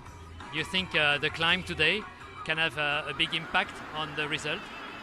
Not a big impact, but yes, in a big fight, no, in the start in this climb. We are going to see to other teams what are going to do, but we are going ready. Gracias. Thank you. The interview with the Confarmer rider who just finished his. Yep. They just finished the La Vuelta not long ago. 3 weeks of racing, and then apparently after that he just take 1 week off. 1 week off, yeah, on the couch maybe. Yeah, on the couch, yeah. Or on the beach. So yeah, it's important for the rider to recover, right? Yeah. So yeah, we talk about this is an 8-day race, but for guys who done 21 days racing, it's funny. You think that by racing every day for 21 days, you would finish the race as stronger, but you actually need time to recover. Yeah. Needs a minimum week of recover. That's right. Yeah. And we saw, Tadej Pogačar. Yeah, we'll come back and talk about it. This is the highlight of yesterday's stage. Before we talk about today's. So yeah, that's today's stage, the Queen stage, Taiping to Cameron Highlands, 170.3 kilometers. So this is approaching the first sprint stage. All right, as you can see, this is where the starting point. They started in front of Taiping Zoo. It's you can see lions here. You can see you can go for night safari. They're open at night. They have a lot of nocturnals out there. Yes, all smiles until they reach Cameron Highlands. Yep. Yeah. So that was yesterday's. Starting before the Queen stage. And we're gonna get for those who missed the yesterday stage. If you have the opportunity, definitely go on the YouTube just to search the stage and just watch it again. It was a pack of actions. Yep. But this is a summary. and of yesterday's stage. Completely different individuals wearing all those jerseys as of today's stage. Everyone is different now. So it's been, like we've mentioned, it's been quite an exciting tour of Langkawi so far. No dominance as of yet. Kept us on our edge. So this was yesterday's stage. All right. So typing Cameron Highlands. And then, Sprint 1 at Kuala Kangsar, and also Category Climb at Kuala Kangsar as well. And then they head down to Sungai Siput for sprint number 2 at kilometer 52.7. And then into the Ipoh, which is the capital city of Perak, at kilometer 77.3 kilometers at Ipoh for the 3rd intermediate sprint. And then from there, they shoot up to the first category climb, which is Kampong Raja, and then at kilometer 137.8 kilometers, and then from there they head to Brincang, which is a HC climb, the toughest in UCI ranking due to its very long distance of climbing, and then from there finishing it off at Tanah Rata. So that's the view of the main peloton, and yes, we got a few riders in the breakaway pretty much stayed away until they started climbing Cameron Highlands. So here we had rider Fahmi Khairul from Malaysia Pro Cycling. We had Perapol, Thai rider, and also the Philippine rider. Jude Francisco. Yep. So three rider was start off breakaway from the gun pretty much, and then they quickly established a pretty big gap of 6 minutes, I think, maximum. And as we see again, this was yesterday's action. Interesting tactic from Thailand. Yeah. So what were you thinking? It's like we sort of like trying to understand as well initially, like why would a Thai national team send a rider in the breakaway? Well, yeah. The Perapol is actually, typically you send a rider in the breakaway probably with a lesser known rider. But Perapol is a rider who won Tour of Thailand this year. I mean, so he is certainly, which is a very hilly. Yeah, it was a hilly. So he's definitely a rider who was capable of climbing. So interesting that he decided to go on early on the attack, and so possibly he felt that will probably, since the climb is not so steep, it's better to get away and then trying to latch on to the front group when they do come pass by and try to win the Best Asian classification, but that may be the plan. We'll have to chat with Visut from the Team Thailand to find out exactly what was the plan yesterday. But he did do a lot of work, and but he ended up So in the final climb, he didn't manage to stay with the front group, but he did do a lot of work in the breakaway. They worked very well together. 3 guys. Will share the work, and meanwhile, back in the peloton, there was a lack of commitment and chasing. So so here we go. 3 guys had 6 minutes and 15 seconds. Yeah, it's pretty big gap.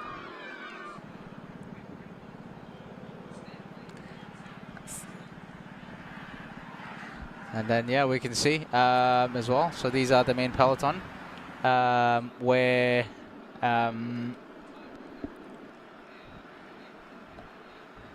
So their riders are just pacing themselves before the climb really start. Here's an attempt to chase the breakaway down by a few riders. Luke Majway again. Kiwi rider. He's been very aggressive in this race, but has not able to menuju ke zon pecutan pertama.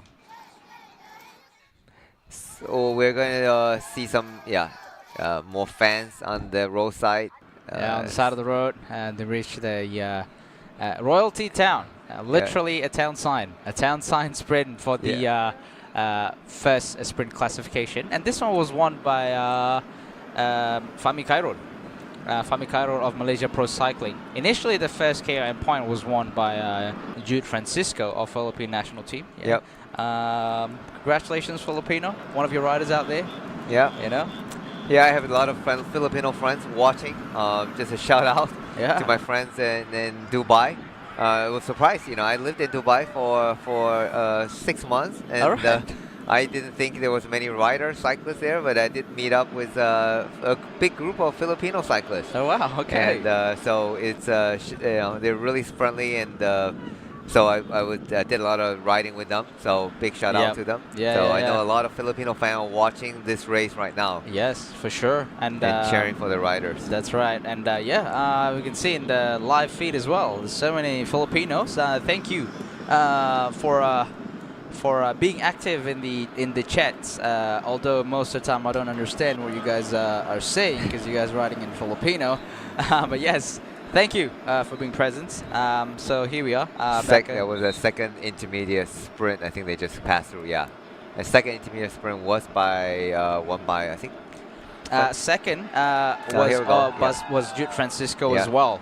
He was as soon as he launched his sprint, it's like a sizable gap. Like no one could seem to bridge it. Yeah, definitely looking good on the sprint, man. And if you want to take a few notes on sprinting in Francisco, it does a nice sprinting form. I mean, he's not only just using the body and using the legs, and he's also using his arm, pulling back and forth. That's right. On the handlebar to launching himself forward. So very nice demonstration of sprinting. The peloton we talked about earlier, the peloton was controlled by EF. And Yuhi Todome. Yuhi Todome up. I don't know. Every time the footage goes back to the peloton, it's always him in front. Yeah. So he's sacrificing his own chances. Yeah. And TJ Van Garderen. TJ and our Malaysian mechanic. Rajan. Rajan. He has worked with... He's a role model. It's a role model. Yeah, he has worked with some of the major teams like Team Sky and Ineos before, and now he's with the EF Education. Yeah. Like I myself as a bicycle mechanic, like he's like a role model. Like I would actually one day, if I had the opportunity, of course. There you go. Right. Here's the sprint number 3. Again, Francisco. Yep. Francisco. It's effortless. Showing how it's done. Yeah, just showing the boys how to get it done.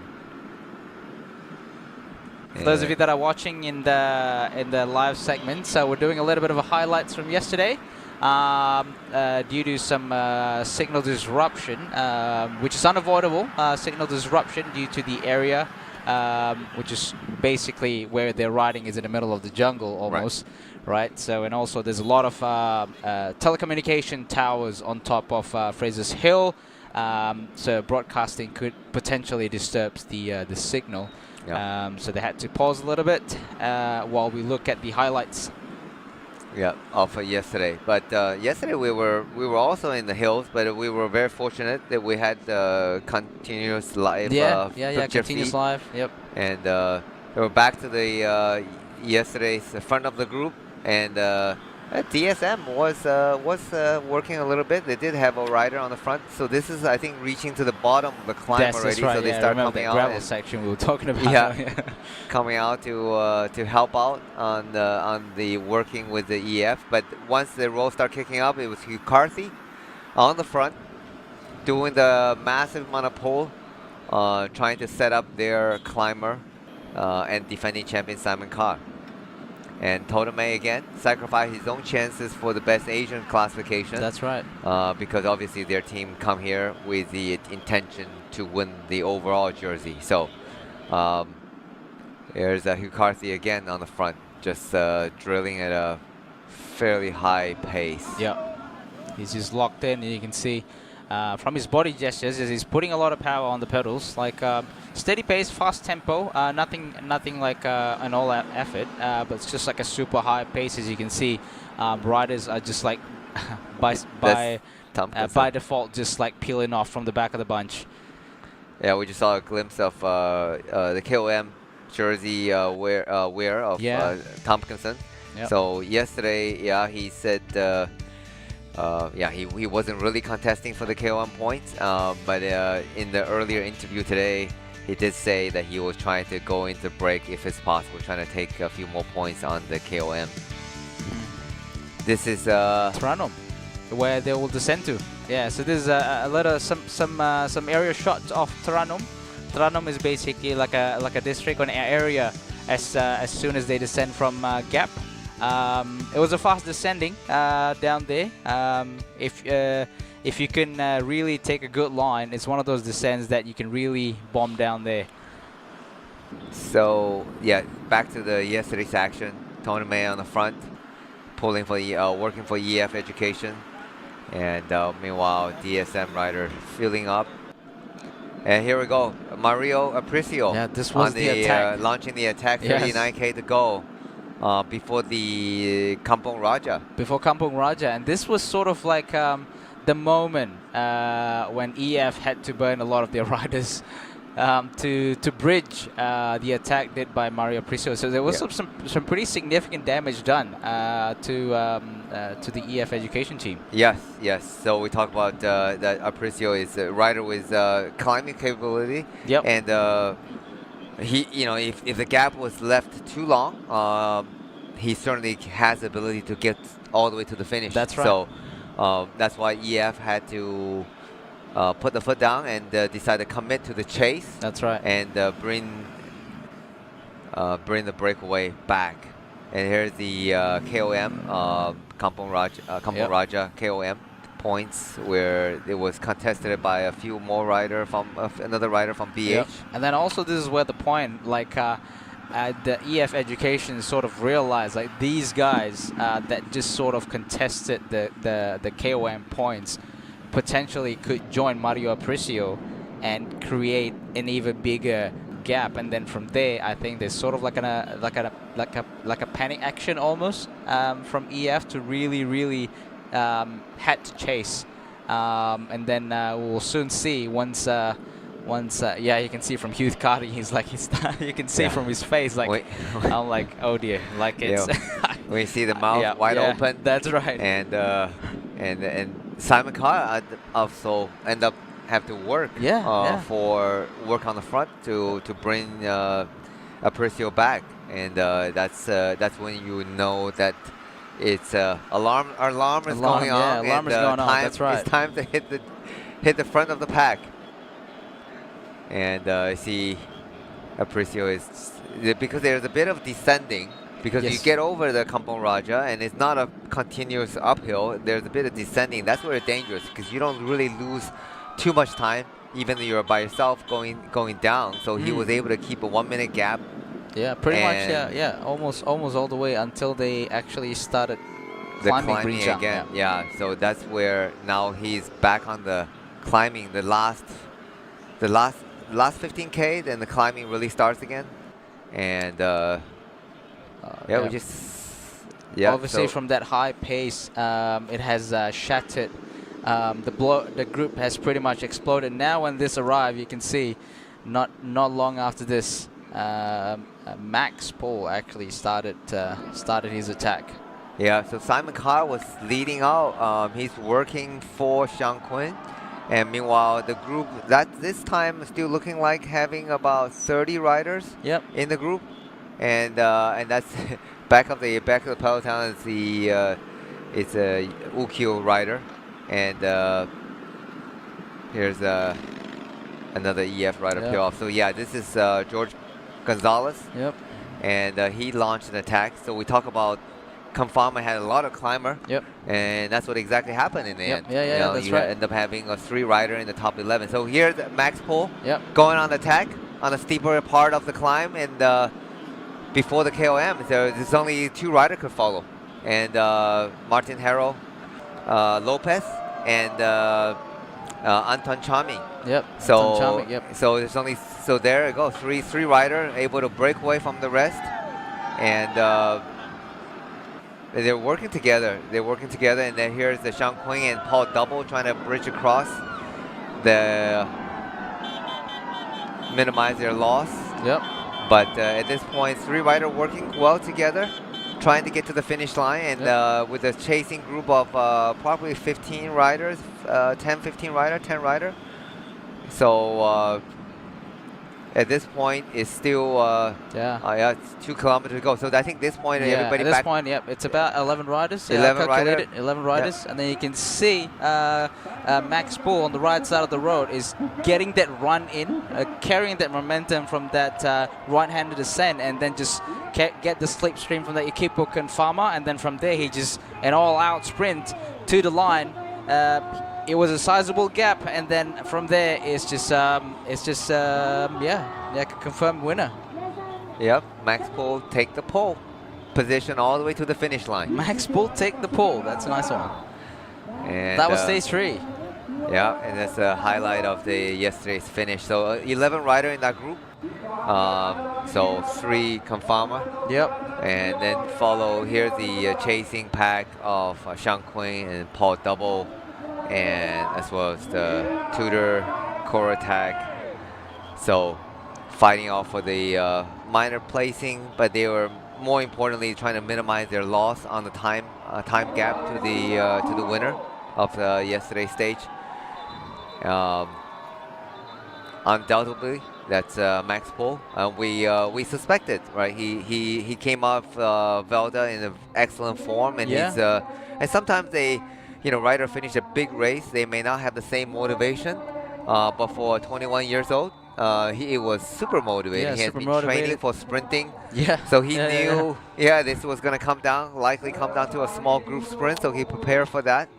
And here goes, that's the best Asian rider, and that's Ishibashi. Manabu Ishibashi. About 2 minutes down. That was interesting, right? Because like you were mentioning something about his previous results. Yeah. So in the interview with Ishibashi, and then he was kind of hinting his English wasn't as perfect. So he was trying to hint that he was supposed to actually working for Yuma Koishi.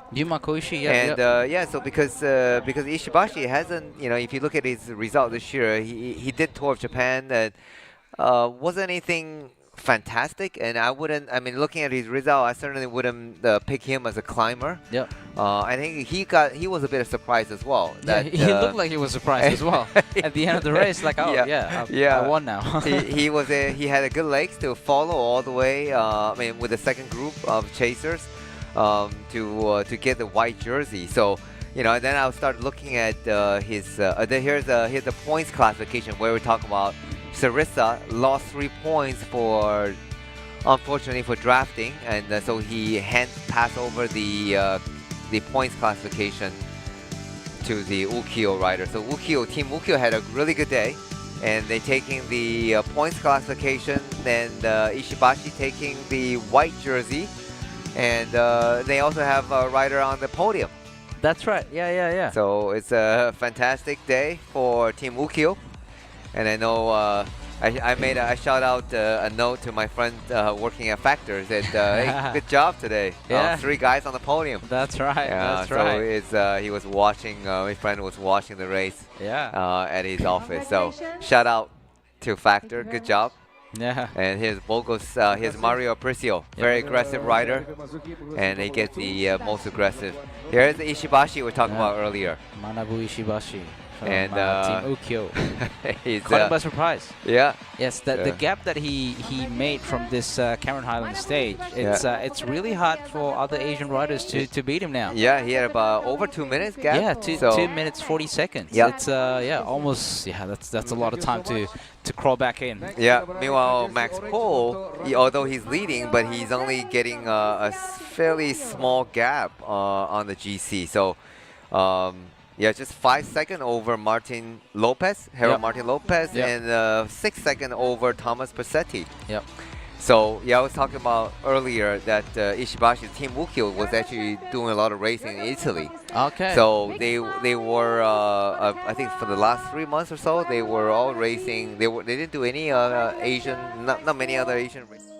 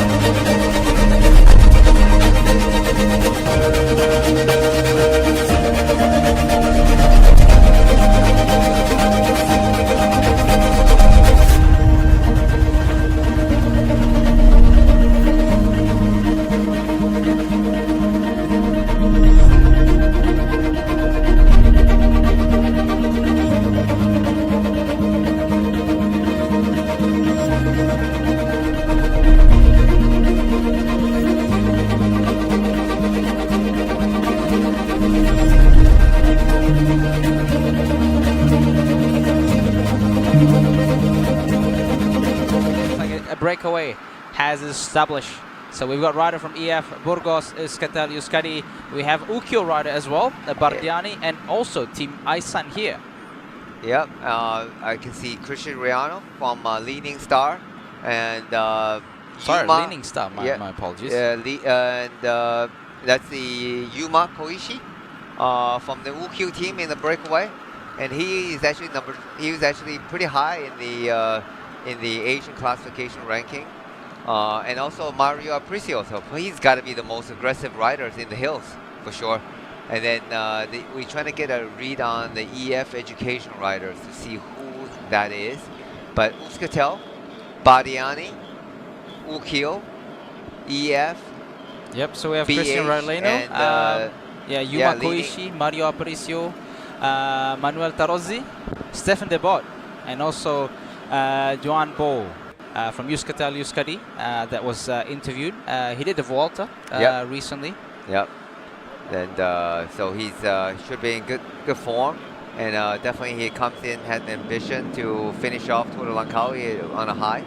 So Yuma, there goes view of Yuma Koishi, just getting a bottle feed, very smartly done. Yep.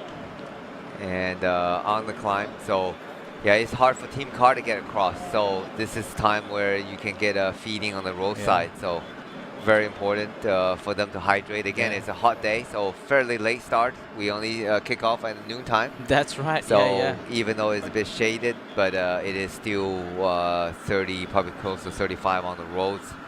35 degrees Judging on the road. from some of the landmarks just now, it looks like they're probably almost halfway done.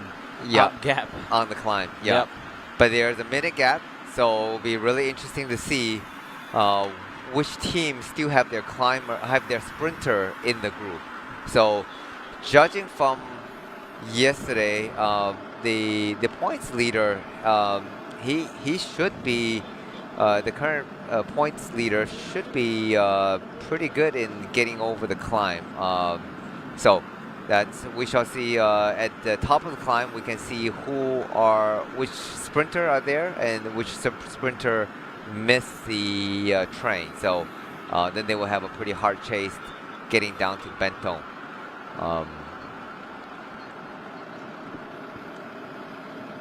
So yeah, that's the arch we can see where the riders, which is basically at the top of the gap. So that's the arch that shows basically welcome to Pahang. Yep. Right. So that's like the border, the official border between state of Selangor and state of Pahang. So the riders will come through here, and then pretty much they will have a intersection. So left turn will go take them up to Fraser's Hill, which is not what they want to go today. Maybe some other time.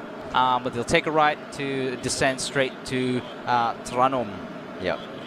So I mean, just looking at yesterday's footage, I know Matteo Malucelli was he was pretty high. He followed the peloton until the last 15 kilometer. Yeah, we see he's probably one of the Malucelli should be a pretty good, he should have pretty good climbing legs, just based on judging from yesterday.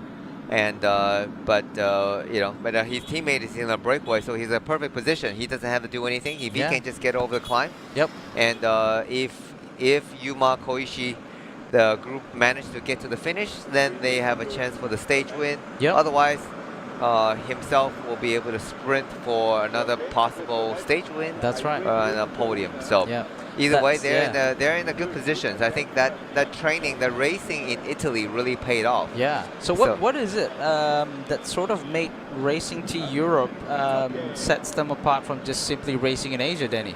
Well, that's a really good question, right? So racing in Europe, I think you generally, first of all, there are more races in Europe, and once you get there, you'll see that they are racing literally every week.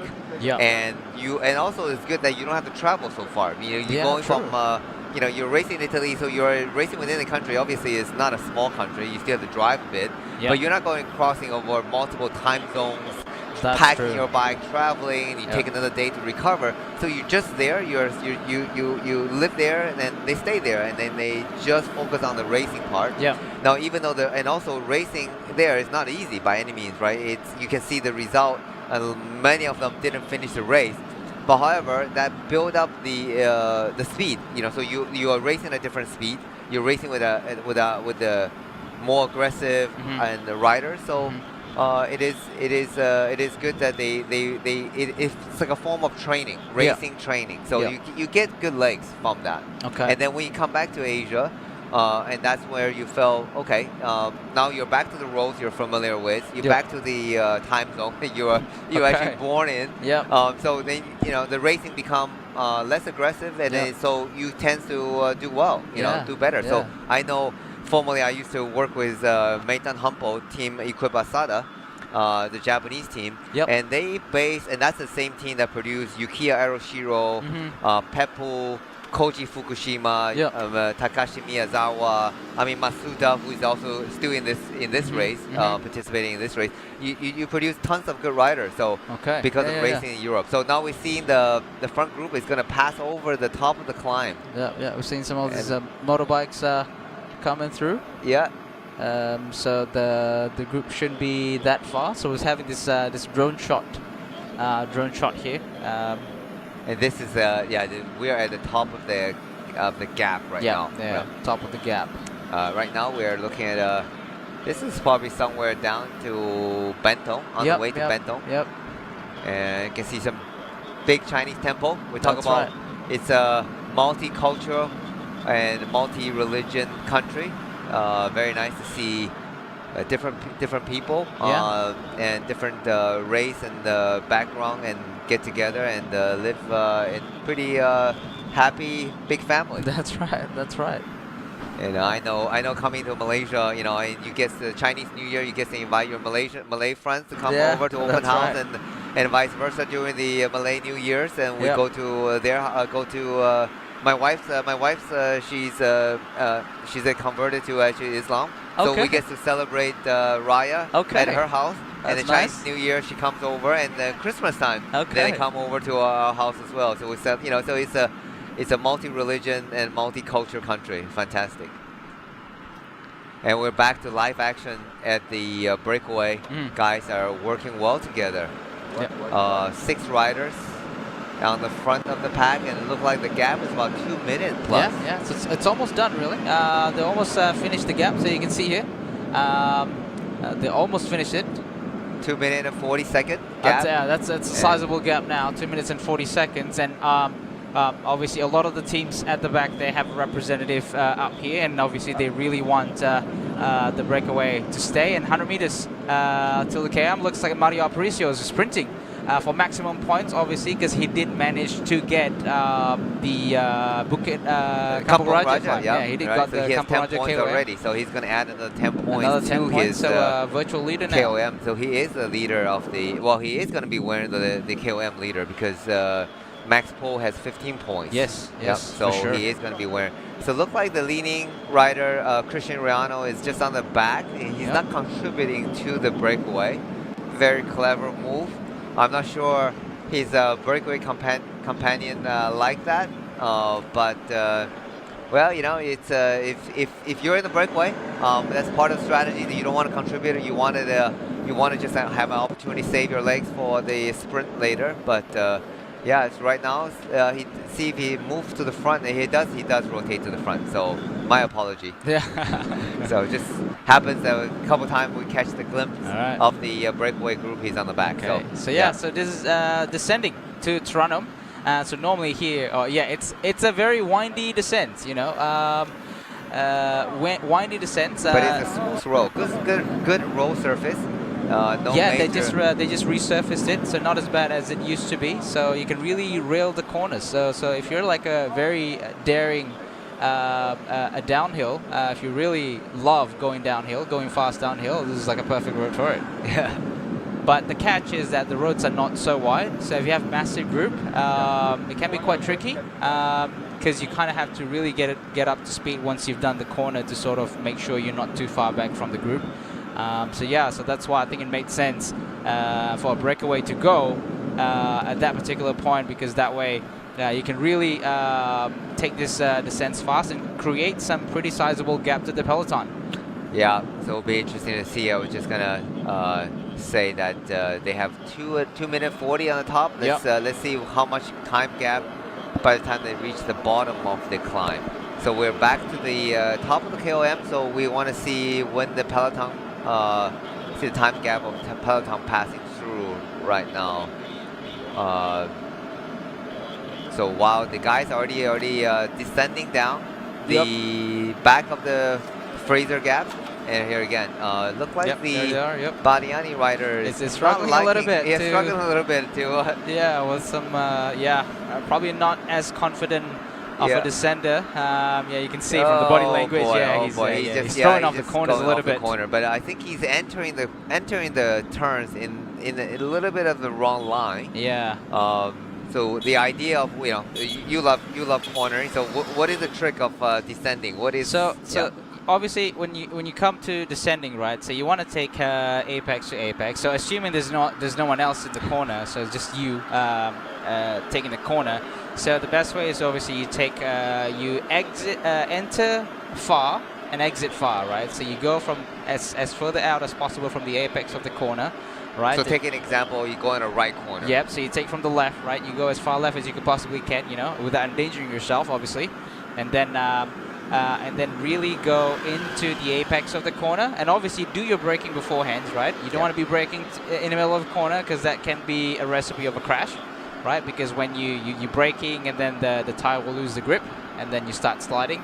So that you don't want that. So do all the brakings before you take the corner, right, reducing the speed, and then take the corner into the apex, and then just let the bike glide, and make sure you don't look at where you're going to give you a little bit of a confidence as well, rather than looking at front of you. So you like look where you want to go, look where you want to exit, and then take it wide. So that way you can really, a lot of the time, by doing that correct, you can create some pretty sizable gap from the guy behind you without actually pedaling. Yeah. So that's a descending tip from Iza Rosland.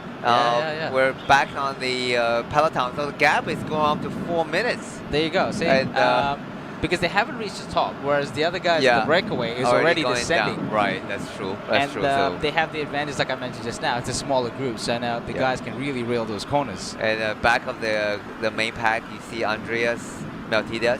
Yeah, the Cyprus national champion.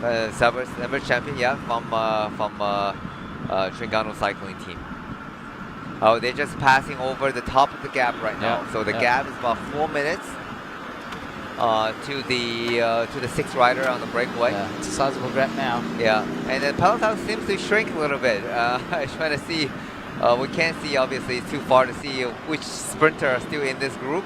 But we're looking at approximately 40 to 50 riders, I'd say. For sure, it has slimmed down. The peloton has definitely slimmed down from that very, very aggressive There's the KOM, the first KOM of today, the Mario Apricio, followed by Joan Bao and Yushi Kohishi and Stefan De Bon. And those are the first. And then Ralenu. Cristiano Ronaldo. Taking the last and 1 point on the KOM. So I don't think he was contesting that either. So he was happy to be the passenger of the climb. He didn't do particularly well. I did mention before the start of the climb, Christian, he was near the front of the group, so he probably had different ambitions. But he didn't do particularly well on yesterday's climb. So he's on the attack today, trying to on a redemption. Of yesterday's. Again, we are getting back to the action in the peloton where the motorbike can only follow the rider going down. So obviously it's safer this way. It's fast descent, though. It is fast descent, right? And some picture breakup, unfortunately. Here's the replay of the sprint earlier, the KOM sprint with Mario Apricio taking the maximal KOM points, 20 to his name, and he will be wearing the KOM jersey as long as he gets to the finish line today. So this is a glimpse of the descent that they're going to do. So basically, Fraser's Hill is on the right, and then they're descending to the left, heading to a town called Trano before they head to another town called Rao. So officially, they're now in the state of Pahang. Yeah, here's the overall KOM point. So I'm wrong there. Here's I spoke too soon. Martin Hero Lopez does have 21 points. So so he still have 1 point advantage over Mario Aparicio. So apologize. I did my math wrong. Got to go back to school. Got to go back to school. So he actually has 21 points from yesterday on the KOM point. So he's leading. Martin Haro Lopez is leading the KOM. So, but Aparicio is not far. So he's only Just 1 point behind. 1 point deficit. Yeah.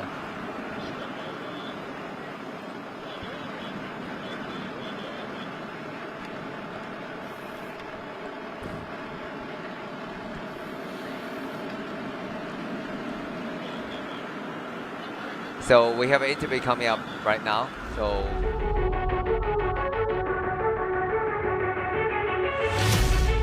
Are you always exhausted, tired? All of that can change with Bubbles O2, Malaysia's only naturally oxygenated mineral water. With a high dissolved oxygen content, Bubbles O2 is no ordinary mineral water. Stop, sip, and smile. Fuel your passion for a powerful performance. Find us at PETRONAS Fitur di Langkawi, Malaysia 2024.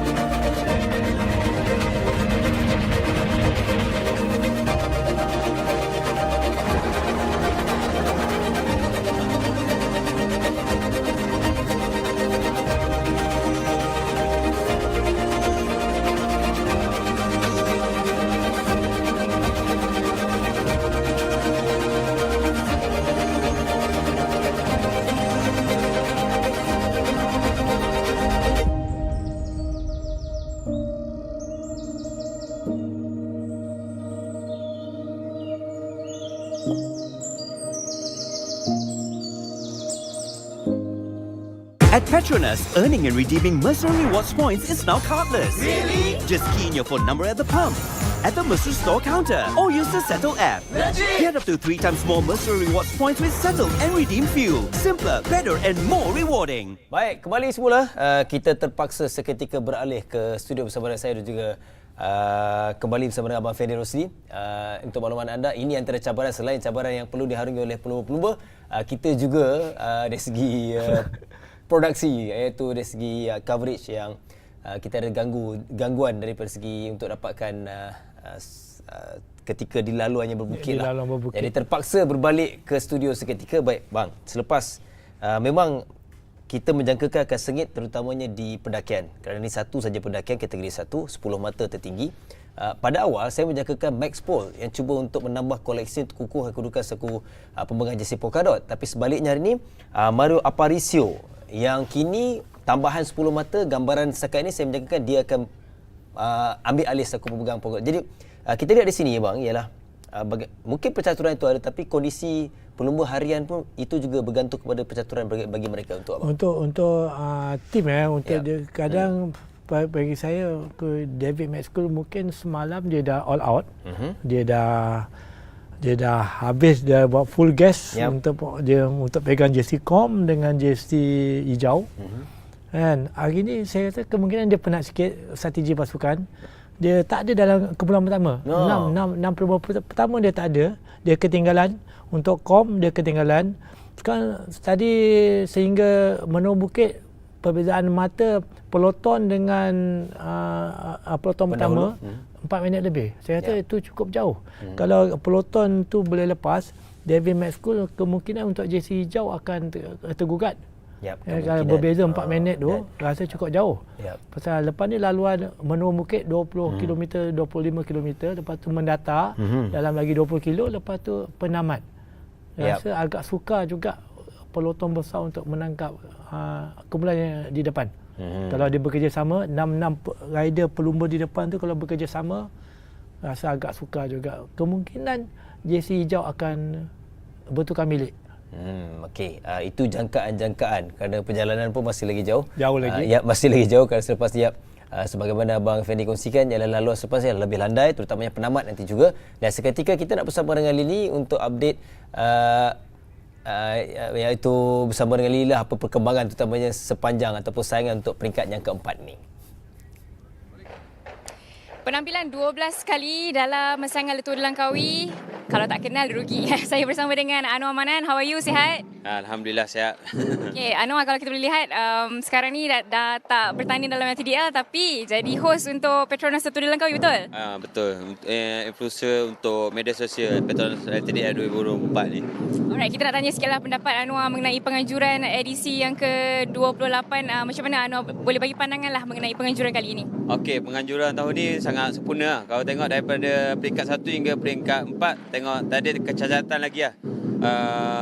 Daripada segi trafik, perjalanan semua, lepas tu dengan rider, dengan ada persembahan semua. Jadi tahun ni sangat meriah.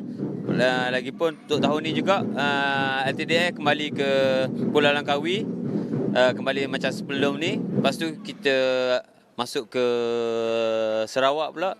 Jadi kalau tengok daripada mata kasar memang sangat perfect lah. Alright, beberapa pasukan mewakili Malaysia untuk saingan kali ini dah halfway through. Mungkin ada pelumba atau pasukan yang bagi Anwar sendiri stand out lah untuk edisi kali ini. Untuk edisi tahun ni memang kalau tengok persaingan sangat sengit lah.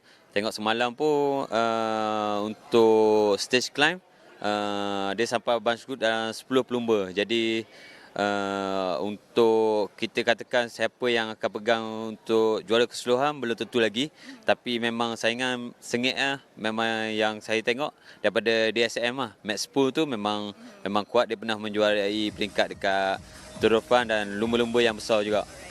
Okey, untuk pelibatan kali ini juga banyak juga pelumba-pelumba muda, especially daripada national team. Aiman Rosli sendiri, mungkin Anwar boleh kongsikan bagaimana Anwar melihat prestasi mereka setakat ini. Okey, untuk prestasi pelumba-pelumba Malaysia saya rasa sangat berpuas hati lah, sebab sekarang ni ramai yang rider Malaysia pun ramai yang muda-muda. Jadi dia pun baru beberapa kali dalam perlumbaan TDL ni. Jadi untuk dia membuat kejutan dekat podium tu, kalau tengok dalam 1-2 hari tu memang Aiman Rosli memang ada naik podium, tapi untuk juara Asia keseluruhan tu memang dia ada ketinggalan jauh sikit. Untuk dia kena catch up balik, kena banyak kerja sikit lah untuk TDL kali ni. Jadi untuk pelumba-pelumba Malaysia lain, kalau compare yang sebelum-sebelum ni, kita nampak pelumba Malaysia untuk tahun ni memang bagi saingan sengit untuk pelumba-pelumba Eropah juga. Okay, menuju ke garisan penamat ni, mungkin ada kata-kata semangat ataupun harapan untuk pasukan-pasukan yang mewakili Malaysia khasnya, Anwar? Okey, hari ini stage Kuala Kubu Bharu ke Bentong kita mengharapkan pelumba Malaysia untuk naik podium lah. Jadi dekat situ mungkin sedikit sebanyak boleh menyuntik semangat pelumba-pelumba lain untuk mengikut jejak langkah pelumba yang dah naik podium tu. Alright, thank you so much Anwar. Have fun. Thank you. Baik, update-nya terima kasih Lily. Itu ialah bersama dengan Anwar Manan, antara legenda juga dalam LTDL, pernah menang peringkat. Abang Fendi pun antara legenda terbaik 1999 Leto di Langkawi. LTDL. Pasukan Asia terbaik. Pasukan Asia terbaik. Bersama dengan Suami masa itu Keton. juga kita ada Suami Keton, dia orang pertama Malaysia yang pakai jersey King Mountain. Wow. Dia menang walaupun kom 4 Jambatan Pulau Pinang. Tapi dia buat ada kom situ. Pelumba Malaysia kita menang. Dia ada orang pertama yang naik stage untuk menyarung jersey kom. Baik. Suhaimi Keton. Itu antara sejarah ketika era Abang Afif bersama rakan-rakan 1999, dan kita berbalik kepada perlumbaan hari ini. Sekali lagi kepada anda yang baru berseran sedang nak ikuti PETRONAS Leturi Langkawi ini, kami terpaksa berbalik ke studio untuk berbincang. Kita nak menantikan signal kembali semula kerana laluan ini laluan yang mencabar untuk pelumba, dan juga kebiasaannya saya rasa pembalap basikal di tanah air mengetahui laluan di sini adalah signalnya kurang baik. Jadi kita cuba untuk mendapatkan segera mungkin untuk kembali melihat perkembangan berbaki perlumbaan untuk menamatkan di Bentong nanti untuk peringkat yang keempat. Okey, di awal perlumbaan tadi memang ialah kita menjaga perkara kerana pendakian di awal saya rasa lebih kurang 40 km dah pun ada pendakian. Jadi gap kita tengok beberapa kali attack berlaku, cuba untuk buat breakaway tapi tetap dalam satu kumpulan besar. Abang Fadil boleh komen pada awal perlumbaan ini? Pada mulanya saya jangkakan satu kumpulan yang besar akan sampai di kom pertama kilometer ke 39.3. Tapi ada pemecahan di situ. Saya tak pasti kan kenapa ada, bagi saya lah untuk pemegang GC seperti Astana, tim DSM yang pemegang jersey hijau. Kenapa dia terlepas? Terlepas ada 6 pelumba daripada yang bukan pemenang jersey tapi hampir-hampir yang dekat untuk mencabar pemegang jersey dilepaskan. 4 minit 20 second, 4 minit 20 saat, saya rasa jauh juga, cukup jauh juga. Jadi lepas ni turun bukit, pasti daripada pemegang jersey yang berada di belakang akan membuat teamwork yang bersungguh-sungguh untuk menangkap peloton besar. Okey, kemungkinan juga Abang Fendi, macam Fendi sebutkan jelah pelupur daripada Astana, pelupur daripada Tudor yang tak nampak di kelompok depan terutama daripada awal. Mungkin hari ini mereka mensasakan lebih kepada stage win kerana kita tahu penamat yang akan menyaksikan kembali pakar-pakar pecut. Antaranya kita akan nantikan Gleb Seriza, kemudian pastinya Avedi Klein yang belum menang. Mungkin itu antara sasaran mereka yang kita boleh jangkakan. Okay. Selepas kom yang pertama kita ada 3 zone sprint kilometer ke-73, 85, 94. Jadi mungkin strategi diorang 4 minit masih lagi tak terlalu jauh untuk menangkap peloton di hadapan. Untuk pakar-pakar pecut, saya kata inilah masanya untuk mengumpul mata, untuk mengumpul masa dan juga mengumpul masa. Mungkin salah satu strategi pasukan. Dia tak hantar gap terlampau jauh, turun bukit dia akan menangkap, lepas tu terserah pada pakar-pakar pecut. Baik. Alright. Ini yang kita nantikan, sudah mendapat signal. Jadi perkembangan terkini kita kembali bersama dengan Syafiq untuk berbaki perlombaan. The riders at the back here, Bardiani, seems to always, as soon as they reach like a very tight corner, he seems to put a little bit of a gap to the group. Yeah, we were wondering earlier, how much gap they were going to maintain on the descent, so they were able to keep about 4 minutes gap, so that's what we expected. Oh no, motorbike shouldn't take the inside line. Boy, that was a close one. That was a close one, yeah. So yeah, we talk about here guys going from the apex, the outside of the corner, go in to the inside of the corner, then shoots out to the outside of the apex. So there you go. Here's a demonstration of your cornering advice. And also, I think my advice to the corner is, like you said, make sure you brake. A lot of riders who are new to the cycling sports, that they tend to break into the corner.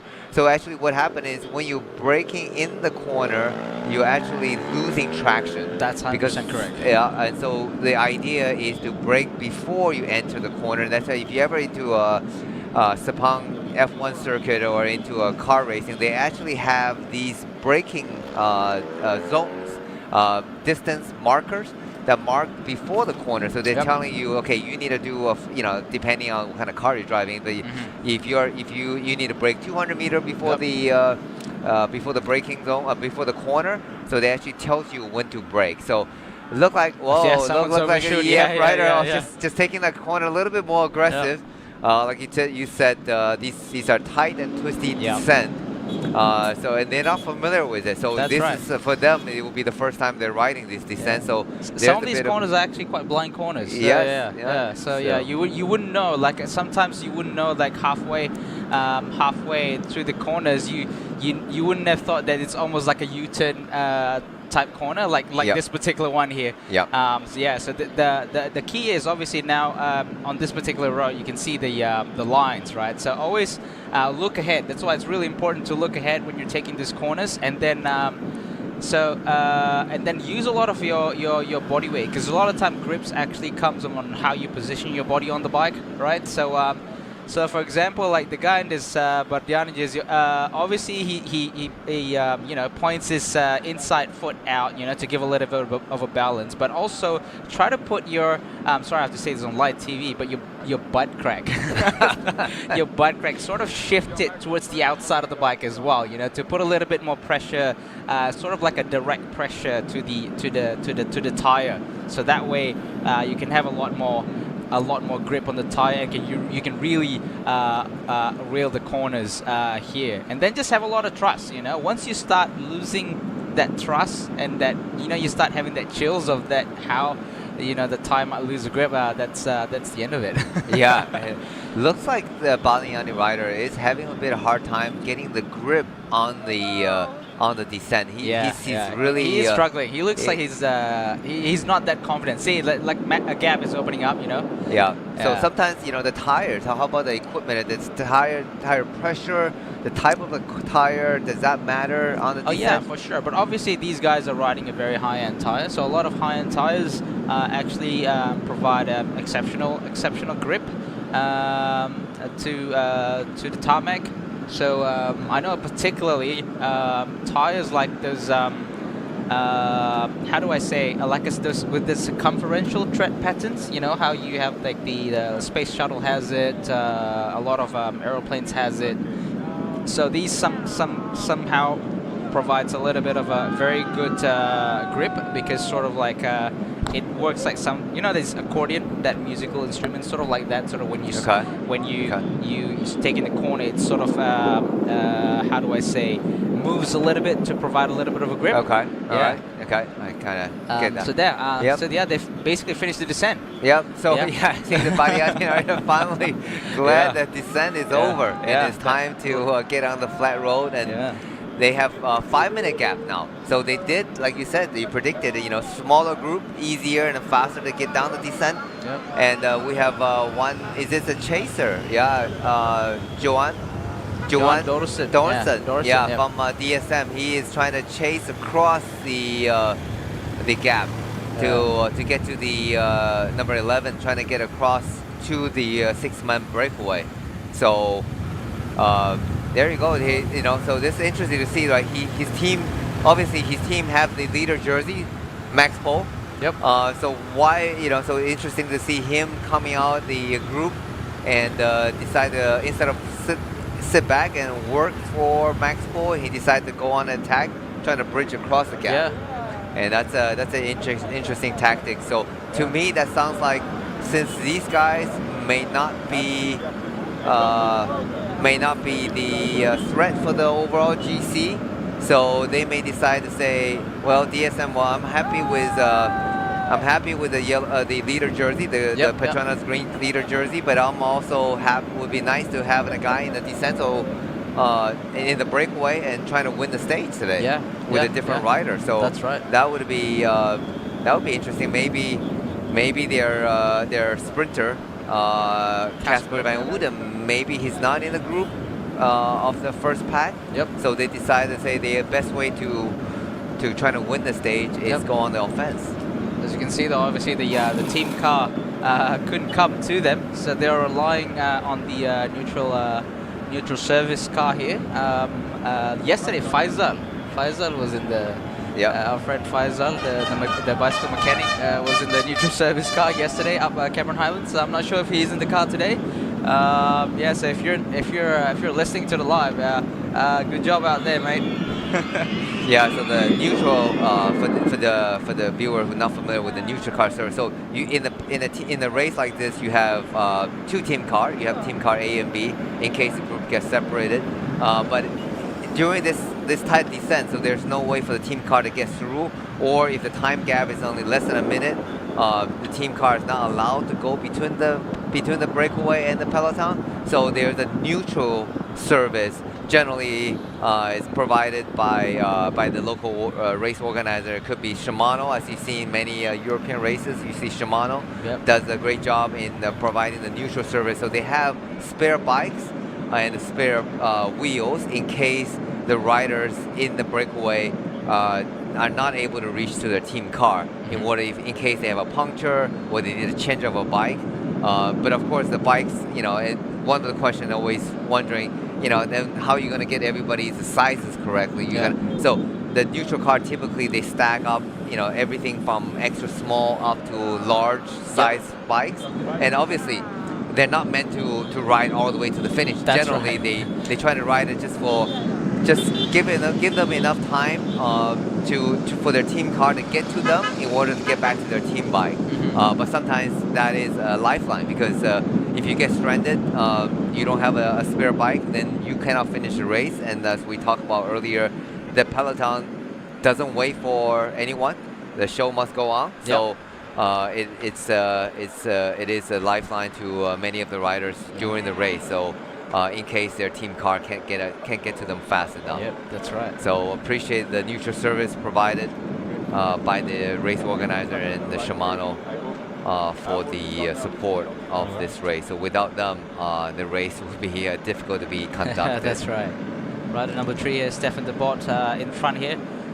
Christian Railenu from Leaning Star. Leaning Star, Romanian national champion, I believe. Yes, that's he right. is. Yeah. So yeah, he's in the break. 6 riders in the break. He's doing his pull now. That's the SLR8 Madone. Oh, is it? No, that's not the recent one. Just the model previously. Okay. There's the Yuskatel Yuskadi. And they're Orbea. Orbea Orca nice Aero. bike. Yeah, Orca Aero. The latest edition of Orca Aero. Yeah. There you go. 6 riders working really well together, taking the turns, sharing the workload. So they got 5 minutes and 69 kilometers to go. Yeah. And that is, there you go. I mean, if they can maintain the 5-minute gap and for another 18 kilometers, if they can get the 5-minute gap into the last 50K, there's a very good chance that they're able to win the stage. That would be exciting, because we had first 2 days of bunch sprint. So the next day, obviously yesterday was Cameron Highland, the climbing stage. Yep. And then today could possibly a breakaway stage. So we're looking at some riders here. We're not sure exactly where are they. Looks like descending. Yeah, descending still. Yeah, but so we're not sure where are they along with the peloton. Are they in the back of the peloton or the front of the peloton? That's a Malaysian cycling team. Yeah, from Malaysian Pro Cycling Team. Fahmi Khairul, and also Izzat Halil. Izzat Abdul Halil in front there. And then that looks like a Hong Kong. No, Aisan. Aisan. Yeah, Aisan rider. Yep. Hayato Okamoto. Yeah. So there are 2 Japanese teams in this year's Tour of Edition. Aisan Racing Team and JCL Ukyo. So 6 riders in front of the race here. As you can see on screen now, Christian Railenu from Team Leaning Star, Yuma Koishi from JCL Ukyo, Mario Aparicio, Burgos BH, Manuel Tarozzi from Bardiani, Stefan Debot from EF Education, and also Joan Bo from Euskadi, Euskadel. So working together here, six riders. Although the gap have reduced 4 minutes and 20 seconds, we're yet to see the dynamics of who is actually in front of the main peloton to see who, like which team are actually trying to close the gap to the breakaway. And I'm certain it's going to be the team with the sprinter left. That's right. Yeah. In the group. So and that's also another so-called unspoken rule of the professional peloton, right? Like, okay, so you want to deliver your sprinters to the end of the finishing line, right? You want a bunch sprint, so you are the team with the sprinter. So now you're the one that needs to pull, not us, right? Yep. If you don't have a sprinter, or you have a teammate in front, we're not going to do the pull. I got a teammate in front, and also there's sort of like a understandable sort of like code of conduct in the professional peloton. Because the situations, maybe this particular race, your rider is in the front, and you have the let's say the leader jersey duty. Yep. So that's but next race. I mean, we talked about earlier. These guys race together in different races. So sometimes you become rivalry, then sometimes you become alliance. So everybody are in a professional teams.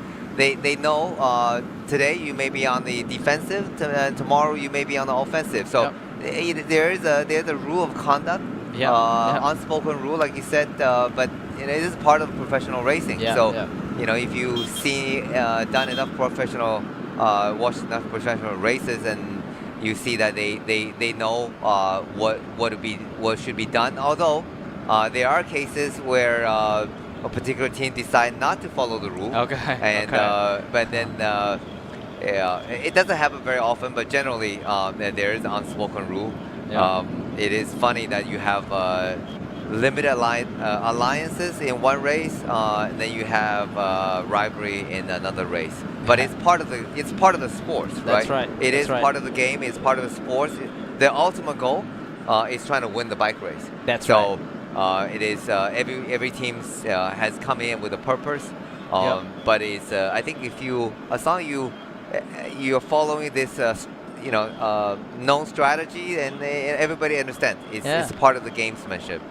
Looks like the riders in front here in the breakaway is fully relying on the neutral service, right? So they've been racing for over 70 kilometer, almost 60-70 kilometers. So normally, with this amount of heat, so most of the time the riders have already ran out of water, probably ran out of fuel if they didn't bring enough nutrition during the start of the race. As you can see, here's a rider from Nusantara, Maulana Asnan, just getting some stuff from the team car. And a bit of sticky bottle to get back. A little bit is okay. This should be the back of the group. This should be, that looked like Jakob Moneshko. Jakob Moneshko, rider 96. That's a sprinter. Yep. Yeah, you're right, Jakob Moneshko. Okay. And also his teammate, rider 94, Giulio Masotto. Trying to help him to get back. So he is dropped. So he is one of the sprinter that got dropped on the climb. So this is looking at the back of the group right now. Malaysian rider, and national team rider 202, Abdulazim Alias. Yep. And this, so these are the sprinters getting dropped, and you can see the car, the gap is opening up in front, and as a rider, it's really, really emotional. It's emotionally, you see a huge gap ahead of you, and the team cars, do as much as they can, trying to give you some bottle, but eventually they have to leave you, right? Because they need to get back to the rider in the front. So eventually they give you enough bottle and gel, and trying to give you a little bit tow. Just to give you a little bit of relief, because there's no way to tow you back. I mean, that's right. Even they'll get you back to the group, and you're still looking at 100K to go. So you are pretty much on survival mode, and that feeling, that sunken feeling, that's when the riders decide to put their heads down and just thinking, okay, it's survival mode. That's right. No need to panic. I mean, it's 60K to go. It's just going to be a hard ride just to under the finish 2 hours, line. To the finish line. So there's, you hope there's some additional rider from the back that's going to group catch up, and when you're in that position, there's nothing you can do. Just try to pedal as hard as you can. And the goal is not to win the race; it's just to finish the race within the time cut. Yeah, so that you can start again the day after. What do you call this group? Gruppetto. That would be that would be the gruppetto. That would be the I don't know, surviving group. Surviving group. Trying to finish it, and sometimes it's really how do you, I don't even know how the word describe it. When you have the broom wagon. The broom wagon just behind you. Behind you. It's like that, just knocking. It's just like, come on, mate. Let's just come in. It's like I'm throwing into a swimming pool with a shark behind you or an alligator. I mean, you know it's gonna get absorbed, get eaten. That's right. But you're just trying to swim as fast as you can. Yeah. Not to win. But trying to survive, and that's what the feeling feels like. If you've never been to that position, the reason I can describe that is because I have been there, done that. No. It's the worst feeling. It's the worst possible feeling on the bike, and meanwhile we're looking at the guys on the front. They are still trying to win the stage. 4 minutes and 62 kilometers to go. So they have a very good chance if they continue to work together.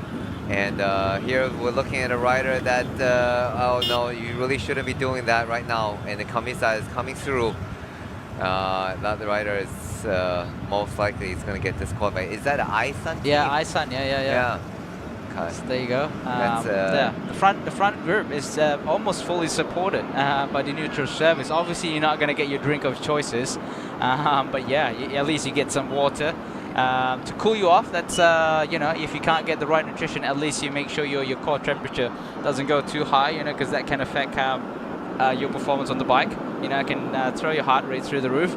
You don't want that. You want to make sure you maintain your body core temperature. You can see here, rider from Ukyo, Yuma Koishi, in front here. Nice aero position. Just earlier we saw Stefan de Bon. He's doing a massive turn. He's trying to keep the pace of this group as fast as possible. And make sure everybody working well together. All these are experienced riders. So Koishi has been racing, as we said earlier, in Italy this year. So he's possibly have done some racing with Bardiani, the Italian team. So they know that he's a very experienced rider, super professional, and Joan Bao, and just finished the Velda, so he is in a good condition, good form right now. They definitely want to walk away with some kind of win. So all these teams, with exception of Koishi and Team Ukyo has not, Team Ukyo has already got a stage win and the jersey right now. Everybody else has not gotten a win or a podium right now. They're 100% committed to work together. Uskatel, EF, Mario Apricio, I definitely think he's going to be getting the KOM jersey, so he wants to get to the finish. That's his goal for this race. So everybody will be working really well together, including Cristiano Riano from Leaning Star. We are in the town of Rao. Rao. It's a nice little town to visit. That's right. Nice little town. Yeah, so we're passing. We were talking about durian earlier. You were. Yeah, we were talking about durian. Durian, just now. Got interrupted. So it's not a durian season. So if you haven't tried the durian, it's called the king of fruit. It has a very hard, spiky, and but the fruits is the initial smell of the fruit is very pungent. Okay. It's not that I've noticed it. It kind of smells like it kind of smells like human feces. It's not a the initial. It's almost like smelling blue cheese, right? If you're not familiar with the idea, it smells pungent, but once you taste it. It is very sweet. So that's why it's called the king of fruit, because it is literally like eating ice cream. The chill version. So it's very sweet, very creamy flavor. Once you get over, here you go. Here's the durian right there. So once you get over the smell, so psychologically you're thinking you're smelling something rotten, but not pieces. So that's not a bad. That's not a good description, but something rotten. So it is. We're coming out to the sprint 1. And we're going to pause the Duran story for a bit and see who's going to cop the most points for sprint 1. Is Mauricio. No serious attempt. Yeah. But Christian is going to take it. Yeah. It's not fighting over the not sprint. particular. Because I think right now they're really trying to get to the finish line, trying to win the stage. Yeah, instead of rather fighting, than spending energy in sprinting. Yeah, exactly. So that's a lot of the European professional team, the riders, they know their task is to win the stage, so they don't go for these minor just points. ride through it. Just ride through. Yeah. So they work together because they know they're 59k to the finish. Yeah. So once you start, if you made enemy now, you're gonna be working pretty hard on your own later. So they need that cohesion. They need to work well together to get to the finish line. So and try to win the stage. So that's the bigger objective of today's breakaway. Yeah. So seems like maximum point goes to Christian for the first sprint. Yeah. Anyway.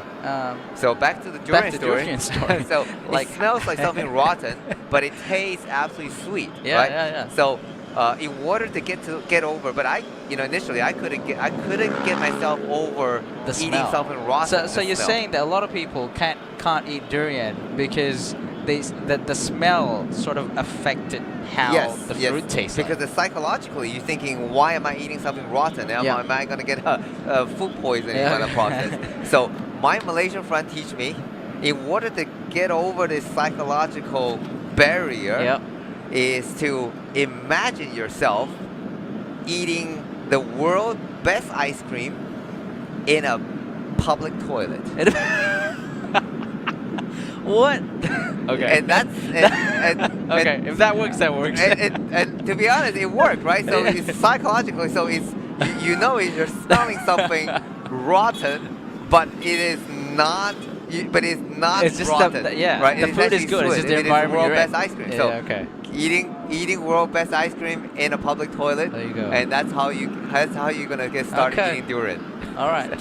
Fair enough. So back to the group of racing. Enough Durian story. Yeah. As you can see in front of here, we have Team DSM. So obviously at the moment, Max Paul is holding the GC jersey, Petronas green jersey for the GC general classification. But he did mention in the interview yesterday, is like the responsibility is switching once we get to the more flatter sprint finishes. So they DSM do actually wants to let the race come into a bunch sprint. But I'm not sure if Euskaltel is going to contribute to the poll, considering that they do have a rider in the breakaway, which is Joanne Bow. That's really interesting to see that he's sometimes the rider gets into the front of the pack to disrupt the chase, trying to slow down the group. And so in this particular case, it looked like he's pulling through. So it's really interesting, really strange to see that. Because normally, you wouldn't want to chase your teammate, especially when you have someone in the breakaway. But it looked like they're trying to disrupt the chase. You have three. So I just see that the Euskaltel rider, one of them telling the other person, teammates, raising his hand, probably asking, why are you helping the chase? Why are you pulling? So, it should have, like in that situation, you could either stay in front, so that like riding a slower pace. Or, if you just don't want to get all these other, bigger World Tour teams angry, so you probably just pull out straight away, So, so you see that now the three Euskaltel riders just line up behind the Tudor. So it looks like Elvin Decline should have got over the climb, and that's why Tudor team is now chasing. That's Niels Brun. Niels Brun is chasing, And then together with Astana, so they probably have Sarissa got over the climb as well, and now they're working on the front, and along with the team DSM. So obviously DSM got their sprinter Casper Van Wooden, and also they have the race leader. So the three Euskaltel rider, the purpose is just to prevent any more rider contributing to the chase. So their purpose is just to hold their position. So there's only three rider chasing six rider. Okay. So if you look at a 6 rider versus 3 rider, the 6 rider should have the advantage of keeping that breakaway. going. Yeah, yeah. But look like the gap is getting down to 3 minutes and 50 seconds. So, so just looking at the overall sprint points, look like Marcello is still leading by 2 points, and over Sarissa. Yeah. So if Sarissa is in the chasing peloton, he would certainly want to contest the sprint again, trying to take the leader jersey back. All right. So talk about Astana is this is a current KOM jersey Anton wearer. Charmik, Anton and Charmik is pulling on the front. He's not the KOM official KOM winner because that is with Max Pohl. So because Max Pohl is wearing the leader jersey, so the KOM jersey is been worn by Antoine Charmik. Yep. Badiani, Badiani on the breakaway. Tarozzi. It looked like he is pulling some faces right now. But just now, we had that shot from the peloton. It's strung out, Denny. It is. Yeah, it it's is. a single file. It's strung out, and it's going obviously, fast. because you're looking at a 55K to the finish, so it's not. It's over an hour, maybe an hour, less than an hour, 20 minutes racing. So 4 minutes gap with 6 quality rider in the front. So that is certainly capable of getting to the finish line. So DSM is chasing, and I think we can look at the time gap. If any of the rider on the front is a threat to the overall general classification. So yeah, as you mentioned, Denny. So really, like the Euskaltel rider is gatekeeping from any more riders actually coming up and help pulling the peloton. Because as you can see just now, when that rider from DSM finishes pull, all he could just go back to is the other 2 riders, which is behind the Tudor and also Anton Charmik, behind Niels Brun and also Anton Charmik. So just Euskaltel is just making sure only three riders is doing the pull. Yeah, that's the professional tactic. And this is acceptable. This is acceptable. People know, rider knows that this is part of the so-called gamesmanship and tactics. So there's no fighting. And I know some watching some of the amateur racers, they tend to get angry. Professional rider, generally speaking, they don't try to lose their temper over this.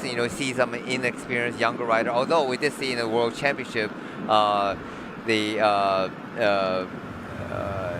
defending the rider was getting angry when there's no help coming across. Oh, okay. So yes, once in a while they do see rider lose temper, but generally you just got to carry on. Doing your job. That's right. It's part of the gamesmanship. That was Renko Evenepoel. Sorry, Renko Evenepoel was getting angry of the American teams, not able to. American guys are not helping out in the chase.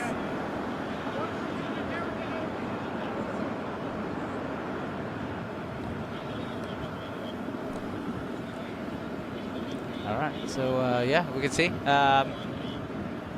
All right, so you can see now, that's back in the peloton now. So you can see now the Astana riders is actually really pulling the gap. So the gap has closed down from initially when they finished the descent, it was 5 minutes. Now it's 3 minutes and 50 seconds. And they're working really well together here. So the rider, no one is surging. And you can see like how these professional riders are doing, right? Whenever they finish their pull, they ease off so that the rider behind can actually contribute to the speed of the group. So you can see now, just now on the screen, Anton Charmik is having a bit of a rest, and it looks like Ide Skelling is replacing him to pull on the turn. You can see here, just from the snippets, Gleb Syriza at the back there, looking comfortable. Yep. So we just get back to the Euskaltel story. So that I just did a quick calculation. So Joan Bao is technically the virtual race leader because he is about 2 minutes down on the overall classification, right? With the gap right now, 3 minutes. So he is a virtual leader. Yeah. So that's why the DSM no need to panic just yet, but they do need to start working and trying to bring back the breakaway group. At least keep the gap to a manageable, because he's 2 minutes. Joan Bao is 2 minutes and 9 seconds behind the overall general classification leader of Max Pohl. So virtual leader on the road, and that's why Euskaltel rider in the peloton try to disrupt the chase as much as possible. Yeah. And meanwhile, the KOM jersey should be on the shoulder, although we saw graphics telling me differently, but according to my calculation, I may be wrong, Aparicio from the BH team should have the KOM jersey for this at the end of this stage. But back to the front of the peloton, front of the breakaway, front of the race. So Tudor team is chasing, obviously on behalf of Alvin Decline, because they're not in the GC hunt. They're hunting for the stage win right now for Alvin Decline, and the Euskaltel rider is getting pretty upset right now for the cameraman being too close. We're looking at the virtual general classification leader right now, Joan Bao. Two riders from Terengganu here, Ayman Rosli and also Andreas. Yeah, on the back of the peloton, which they're riding the Veloto's Aero jersey, Aero socks. It's a very popular. The Terengganu rider does get to use all the Veloto Aero socks, and nice. So it is. It's one of the team perks. Team perks.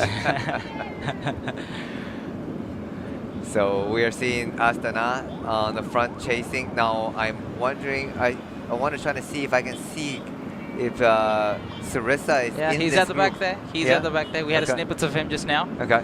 While you were busy calculating the points. He's present. He's there. He managed to get over the climb. Okay. All right, so strung out here. They are really chasing the breakaway down. Although it looks like the gap, based on the timing on the screen, looks like it maintains. Service needed.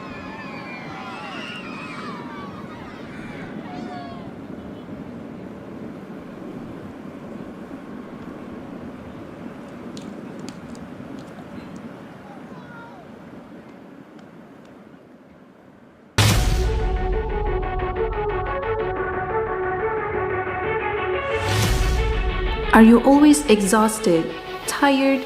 All of that can change with Bubbles O2, Malaysia's only naturally oxygenated mineral water. With a high dissolved oxygen content, Bubbles O2 is no ordinary mineral water. Stop, sip, and smile. Fuel your passion for a powerful performance. Find us at PETRONAS Fitur di Langkawi, Malaysia 2024.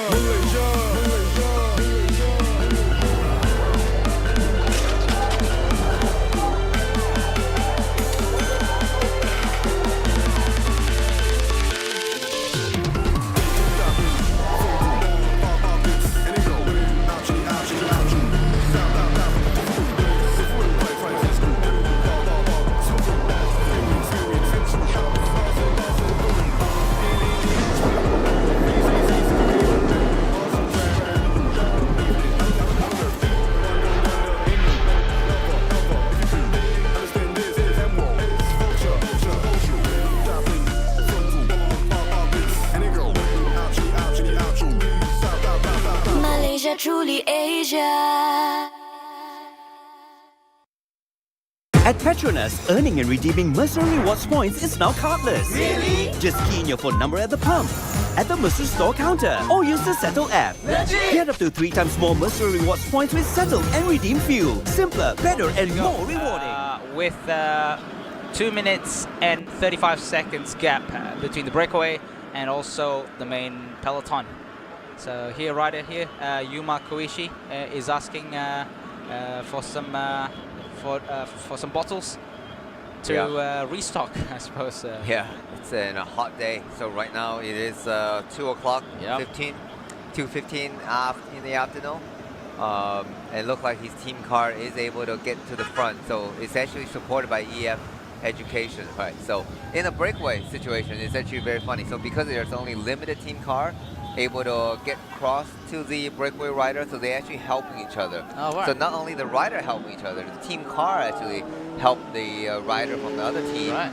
Just because you're an ally, so you want to make sure your breakaway companions are getting the feed, so they can contribute. So obviously, as long as you contribute to the breakaway, to working together, you get to eat and drink. Yeah, that's right. Yeah, you can see there, Saritsa, probably 10th wheel. Just sitting comfortably in the draft. And you see the Ayman Rosley on the back of the peloton. Again. And again, VH rider is telling the cameraman to get away.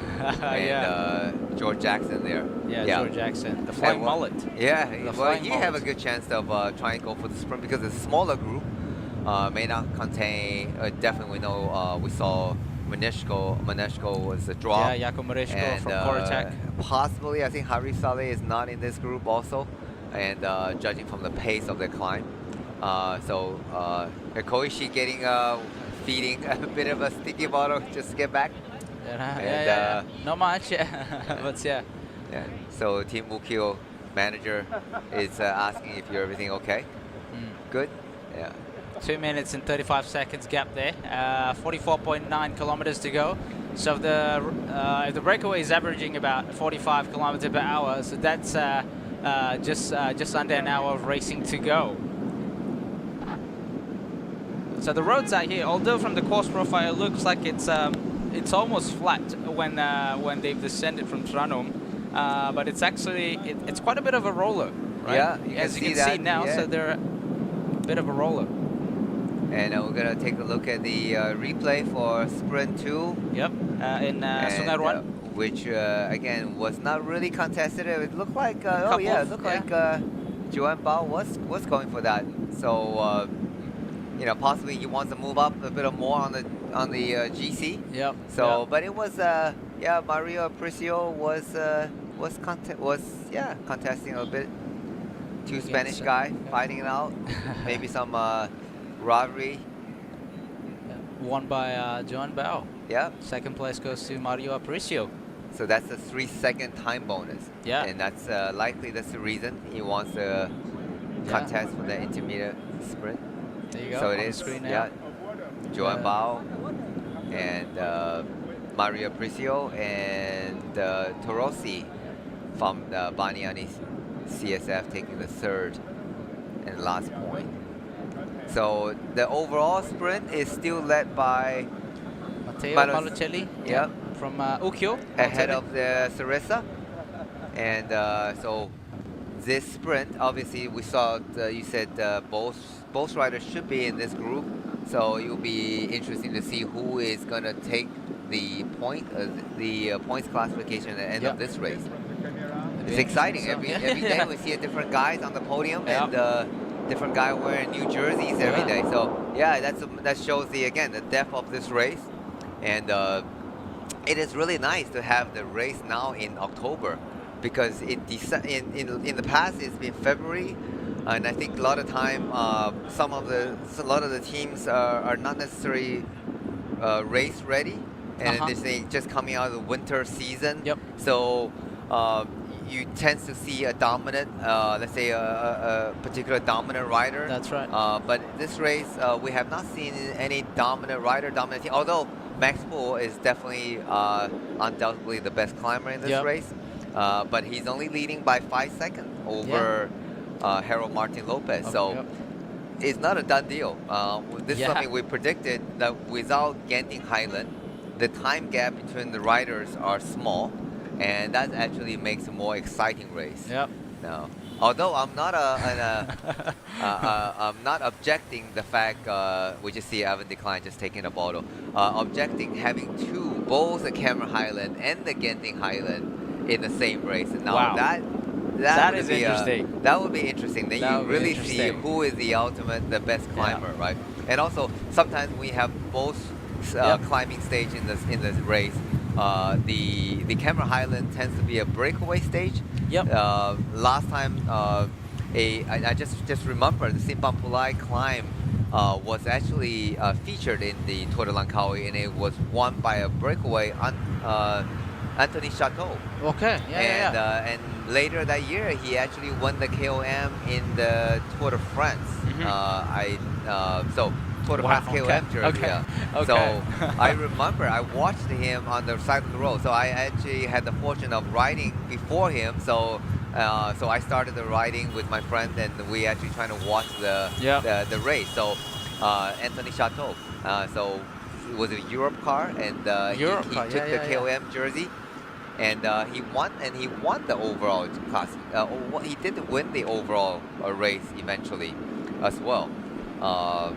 So that was, and so that certainly is it's interesting to watch. And another rider that won the Cameron Highland was Wang Mei Ying, and that was on a breakaway with the local rider Lo Si Kyung. But the race did finish up the Genting in the next stage, where he did hand over the overall race leader. So back to the front of the race. So we got still maintaining 2 minutes and 35 seconds. So at the moment in front there, Tarozzi. Tarozzi is just finished his pole, right? So very smooth transition here. You can see from these riders, like once the guy in front pulls off, the rider eases off the pace so that the oncoming rider could carry on his pull. You know, so that's a key. So you can see here, Ike Bonillo from Yuskatel Yuskadi, just full of bottles behind his back here, just to feed all his teammates. Bottles full in the bottle holder, and then probably another 4 or 6 bottles in the back of his jersey. Domestic duty, as we call it. And while and probably talking to his DS and trying to figure out what the strategy is and how are we going to slow down the chase group in order to allow Joan Bao to take the win, but also probably more important, trying to move up the general classification and potentially even taking it away from Max Poole, and that would be interesting. And obviously, I think EF Education just won a stage. They really want to win the stage. And Stefan de Bon, I think he lost a bit more time, so he's probably not interested in the general classification, but definitely a stage win. And Badiani as well, BH, Mario Bricio, they all want to be able to win a stage, and that's their objective. It'd be interesting to see, you know, because obviously Harold Martin Lopez, we're approaching the third sprint classification, 100 meters to go. Looks like Mario Aparicio is really going together for it. Yuma. Might have lost it to Yuma. I didn't know Yuma has been a sprinter. There you go. Yeah, we can have a look at the replay afterwards. Looks like Yuma seems to get it. Judging from the shadow, obviously. We didn't have a head-on shot or aerial shot from there. Here's back in the peloton. Looks like just behind DSM. Looks like Yuskatel and Burgos have swapped turns in terms of who is now holding off the peloton from chasing so quick. Because obviously Burgos have Mario Aparicio here, and Yuskatel Yuskadi have Joan Bao in the breakaway. So I'm assuming they have the same interest, I suppose, to make sure that the peloton is not going too fast and catching the break. As you can see now, the gap has grown from 2 minute 35 seconds to 2 minute 50 seconds. Here's a replay of the sprints, neck and neck between Mario Aparicio and Yuma Koishi. And judging from the aerial shot here, Yuma Koishi have gotten the maximum points for third intermediate sprint in the city of, let me just quickly have a look, in Sungai Klau, sorry. Yeah, Sungai Klau. There we go. Yeah, it's another. Maybe Koishi just said, yeah, you can't have everything. Yeah. You can't. You have a bit of a KOM friendly jersey. rivalry. You have the KOM jersey already. Come on, you gotta share the prize. Yeah, Yuma Koishi does take 3 points, but also he is trying to move up to the in the Asian. All right. Yeah, so his teammate has the Asian classification. So technically, also he is officially the virtual Asian classification. All right. So, but he finished yesterday with several other Asian riders. So he needs the intermediate points. Not the points, but so much the point, but the bonus second in order to move him up. So he's technically, even as group finished together as a bunch sprint, he would be number 2 now in the Asian classification. Yeah, so he will have 2 riders, 2 Ukyo riders, and on the podium of the Asian classification, assuming if the race finished today. But we're only halfway to the Tour de Langkawi, so we still have 4 more stages to go before the final finish in Sarawak. So you can see here the peloton is about to pass through the third sprint point at the town of Sungai Klau. You can see all the residents of Sungai Klau is celebrating the arrival of the peloton, and it's good. It creates visibility to this small town of Pahang. Pahang is in Peninsular Malaysia is the biggest state, but despite very big land, they are still maintaining the traditional elements, maintain its greenery. So it's very famous for a lot of national parks. The national parks are here. Camping sites. A lot of campsites, a lot of rivers, a lot of waterfalls. So river rafting. River rafting. Yeah, that's right. That's my wife told me we haven't done river rafting, so we need to get down there. So it's true. I've been here for many years. How long have you stayed in Malaysia, Danny? It's embarrassing to say on the air, but I have stayed here longer than I lived in China, there you go. and longer than I lived in the U.S. Wow. Okay. And that's how long I have been here. And but just a testament, to how great this country is. I came to this country, Malaysia. I had the intention of staying 1 year. Oh, One year become 2, 2 become 5, 5 become 10, and 10 become 20 years. 20 years. Wow. So there you go. It's just so nice place, and I don't want to. I mean, I literally call this home. When I go back to the U.S. now, I feel holiday. like I am on a holiday, on a visiting mode. And when I come back to Malaysia, when I land, and I always said, finally back home. Okay, that's so interesting. That's how welcome this country has been to me. So I really appreciate. I'm trying to appreciate what I have been received in this country. So yeah.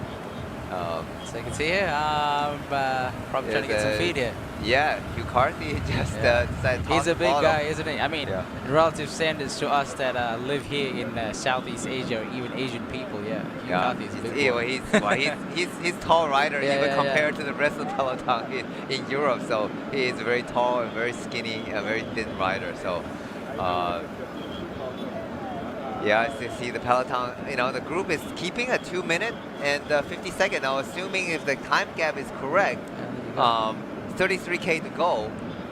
It is really on the border age. Yeah, it is possible they survive all the way to the end. That would be exciting to see. Now, whether or not Max Pohl will be able to retain his pole position in the peloton. Yeah.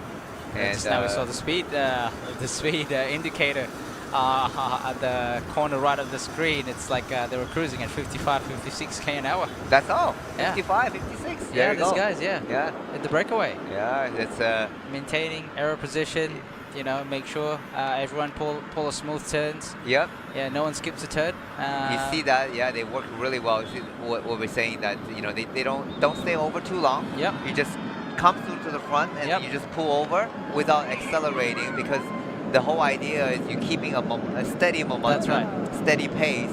Is a lot better than surging. Once you start surging and attacking each other, and that's what how the lactic acid build up in your muscle, and once that reaches your lactose threshold, and your legs start burning, and your body is screaming to tell you to stop riding, pedaling. So they are working really well. Again, you know, these are very experienced riders. So they are really posing a threat right now to the peloton. So so time to get organized. If the sprinters want to win, they need to start helping Team DSM to get on the front and start work and bring down the gap, and trying to go for a bunch sprint. Although personally, I would be very nice to see if they survive all the way to the end. And then you get to the last 5K, and then you see these guys start attacking each other. That's right. And playing a bit of cat and mouse. So suddenly the alliance become rivalry. And friends become enemy. And this is where the race gets even more interesting, right? So hope so. Let's hope it will be an exciting finish. So if you are nearby Bentong, and we probably got another 45 minutes of racing. So if you can, 50k an hour, how about that? Probably 40 minutes to go. Yeah. So if you can get out to the town of Bentong to watch the finish, this is time to go. It'll be exciting. We shall see. We're sort of like, you know, I'm more of a sprinter. I'm always excited about. You know, I always enjoy a bunch sprint finish, but at the same time, you know, like it's almost exciting to see if this breakaway could actually pull it off, right? Like they're working very well together, maintaining a gap of 2 minutes and 50 seconds, and then we've only got 30Ks to go. You know, you kind of hope like man, if they could pull it off, it would be awesome, right? And I am the world worst sprinter, so I'm always trying my luck in the breakaway, although I'm terrible at that too. So but just from a race perspective, it's always good, interesting to see again different riders, different rider on the podium every day.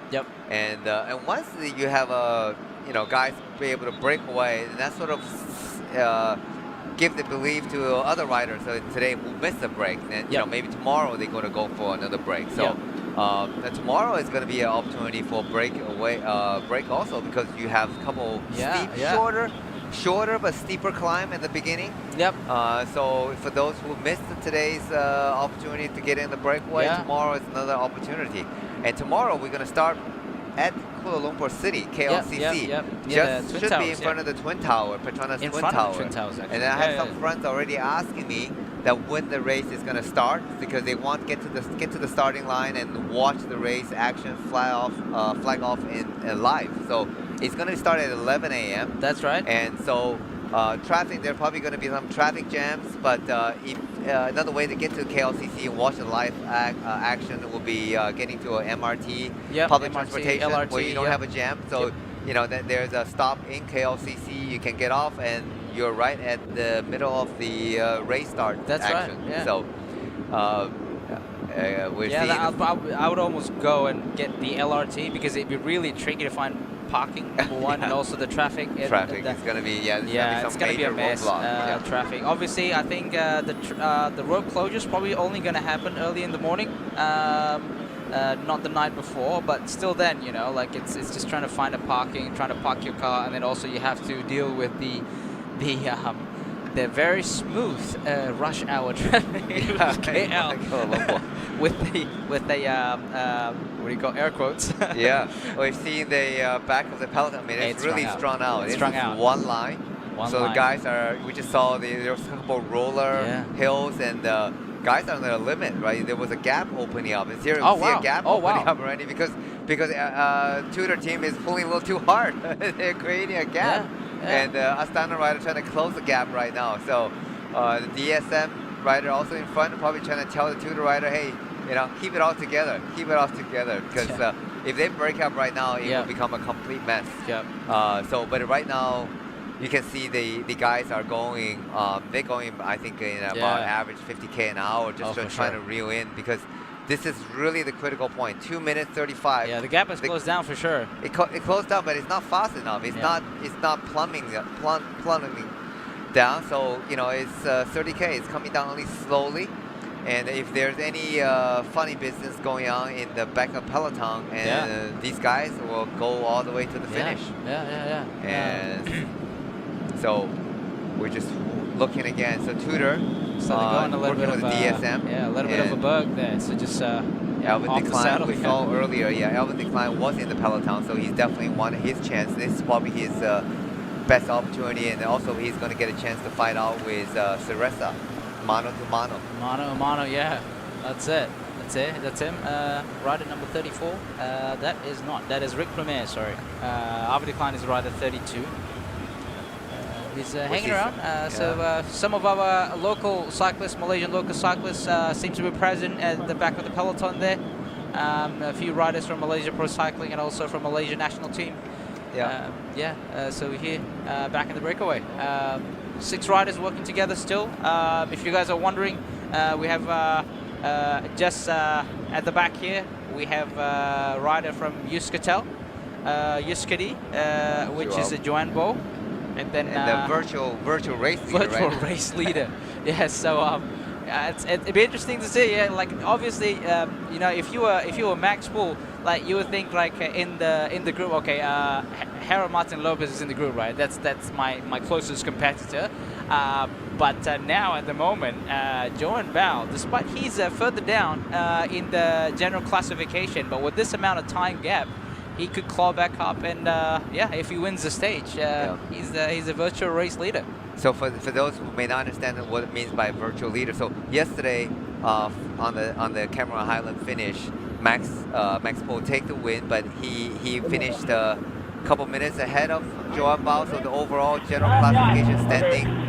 Here we have a look of the team car. So here's the Tudor team feeding their riders. So this is what happened in the team car. The mechanic is pulling out the drinks, and you have the DS driving the car. Same time, got to feed the riders and keeping the eyes on the road without hitting anybody. So here, the virtual. So he based on yesterday's overall GC standing, he was 2 minutes and 9 seconds behind Max Poole. So now the gap on the screen is 2 minutes 35 seconds. So he is technically 20 plus second, ahead of Max 27 second ahead of Max Poole on the overall timing. But of course, we know as we're getting closer to the finish, the time gap is going to shrink.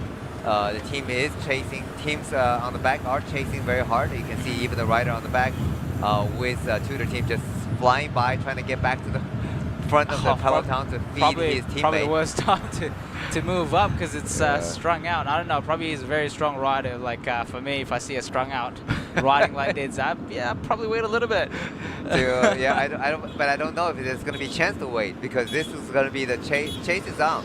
This is going to be the pace all the way until the breakaway is caught or to the finish. So. There's strung out. For the you can see this is you're looking at a peloton from the end to end. You're looking at probably about from one end 300 meters. That's right. So you know what's the worst part? Because it's like a dip in the middle, right? Now you can see the front guy that's just doing the pull, and all of a sudden you see the guy that's about to head down to the pit at the end of the peloton. So it looked like you know what's the worst part? Happy, It's you being at the end of the peloton, seeing the guy in front is already finished the climb in front of you. I know that feeling. It's like, oh shit, they already started the climbing. I'm still at the back here. So here's Koichi. We have a look of he is the Japanese rider from Ukyo, JCL Ukyo, and team car trying to get across to their team leaders. this is always dangerous, right? We have team car going across the entire peloton, which is probably about 300 meters, and to make sure the riders are staying on the right side of the road so the cars can get through. It's always a nervous time. I been there, done that a few times, and you can see the cars is like one side of the tires on the grass. Oh yeah, absolutely, absolutely. You want to give a maximum space allowed, because the last thing you want to do is to touch the rider. This is and that's why during the climb it was impossible for team car to get through because the roads are so much narrow. Yeah. So see again, back of the peloton, and you know, today, last few days, we saw the rider on the back of the peloton was looking like a Sunday coffee ride, but today it's definitely not a Sunday coffee ride. Even if you're on the back of the peloton, you're just hanging out for dear life. And don't look fun though. It's still going to be approximately, it's going to be about 35, probably 40 minutes of action until they reach the finish line. So DSM is pulling on the front. Yep. Together with Tudor, and trying to set up for Alvin Decline, and then Confarma is really helping out, coming to the front and helping out as well. Yeah. Because they are, you know, they have a couple riders, 3 riders in the top 11, so they want to make sure they don't lose out their top 10 classification. Yeah, as you can see that just now, the riders are passing through this place called Kuala Dam, Kuala Dam Lake. So it's a dam. Just on the left side of the rider. I think you've seen it briefly earlier. Then it's about 2 minutes. 2 minutes to the breakaway. Right. 2:05. 34 2 minutes 5 seconds. kilometers to go. Yeah, it's like I don't know. So pretty much in the last 10K, the time gap has only come down about 40 seconds or so. Okay. If I remember correctly. So that typically it should be 10K or 1 minute for every 10K. But right now, these 6 riders are certainly working well together, and it shows their ability to maintain their pace despite the hard chase from behind. Yeah. And here Joanne Bao is getting some nutrition supplement. Now the time gap is going below 2 minutes and 09, so he's technically not the virtual leader, but he's still if the breakaway survive to the end, he's still gonna move up the GC standing. So yeah, he has every bit of benefit to work hard and try to help the breakaway to stay away. Yeah. But yeah, so like if I was like in this in the peloton and getting ready for a spin, I'm getting nervous as well. Looking like it's 23 to go, 23 kilometers to go, and we've only got the gap is still 2 minutes. You know, you're getting nervous, and also if you're in the breakaway, you're getting nervous as well. Like it's not far, 2 minutes. It's closing up pretty rapidly almost. Yeah, I think in the mind of the breakaway rider, they have to have the belief. They gotta make it. They can make it. But you're thinking, boy, there's still another 30 minutes of hard riding before they can get a chance to contest it out for the sprint win. Yeah, and then you know, probably like into if the time gap is still managed to be a minute into the last 10K, then they're gonna start thinking, okay, who is gonna have the freshest leg? Yes. Who can out sprint? And who is gonna have to who can take the win, right? Who do I need to watch out, and then when do I need to launch my attack, and how fresh my leg is. So again, right now they don't have time to be nervous. They don't have time to think about. The goal is to get to the last 10 kilometers and trying to keep a minute gap, a minimum, in order to give themselves a chance of winning. A Philippine rider on the back just dropped the bottle. Right now he is probably saying that it's going a little bit uphill. I don't need an extra weight. I don't need any excess water with me because I need to hang on to this peloton and to survive to the end. Yeah, you can see it goes pretty I would say steep, you know, because the guys had to get off the saddle, so the gradient must have been quite steep. I mean, you can see like this is wide open. I'm going to assume it's going to be very windy out here, especially this time of this time of the day. As, along the side of the road, you see are the palm plantations. That's so right. Malaysia is actually the world's biggest exporter of palm oil. Palm oil. So there you go. So these are palm trees that's along the side of the road, and these are pretty much just in the early stages, probably 1 or 2 years. And then on the right side are obviously, I think they already chopped down, or not chopping down, but they actually put some kind of chemical, so they don't actually burn the ground, burn the trees, so that way they allow the tree to die off, and then they can plant new trees. Yeah, getting ready for replantation. Yeah, replantation, that's the word they're looking for. And then because the palm tree gets too high, then it becomes impossible to harvest after 10 years. True. And that's why you need to replantation. So Malaysia is the #1 exporter of the world in palm oil. Yep. And palm oil export. Yeah.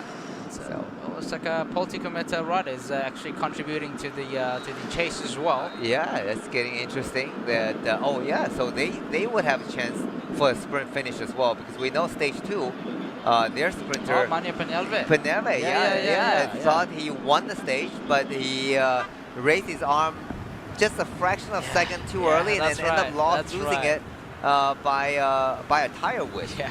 Right, so that's right. I'm sure they want to have a chance to get it back, and here's the best chance. And I'm sure Peneve have made over the climb. Yep, then today his chance. Now you see the peloton is, oh boy, it's no more than looks like slipped down. It really slipped has down slipped again down to a lot. maybe I would say 50 riders right now.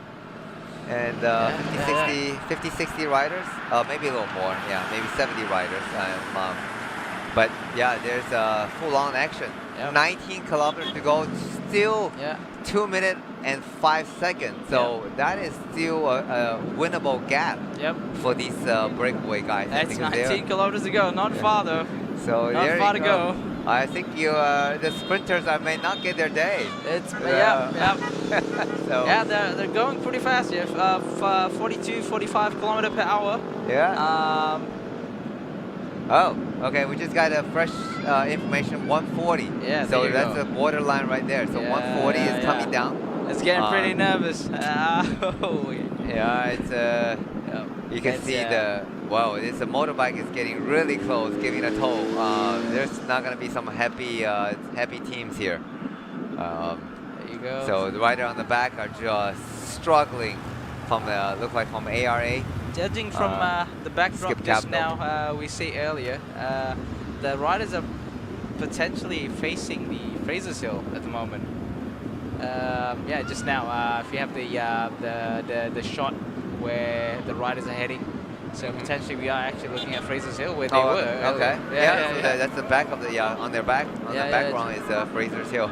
So here the time gap is 1 minute 40 and 19 kilometers to go, and Christian Riano looking for team cars, some more nutritions, and let's see if he's gonna get some. Here we go. Here's his leading star.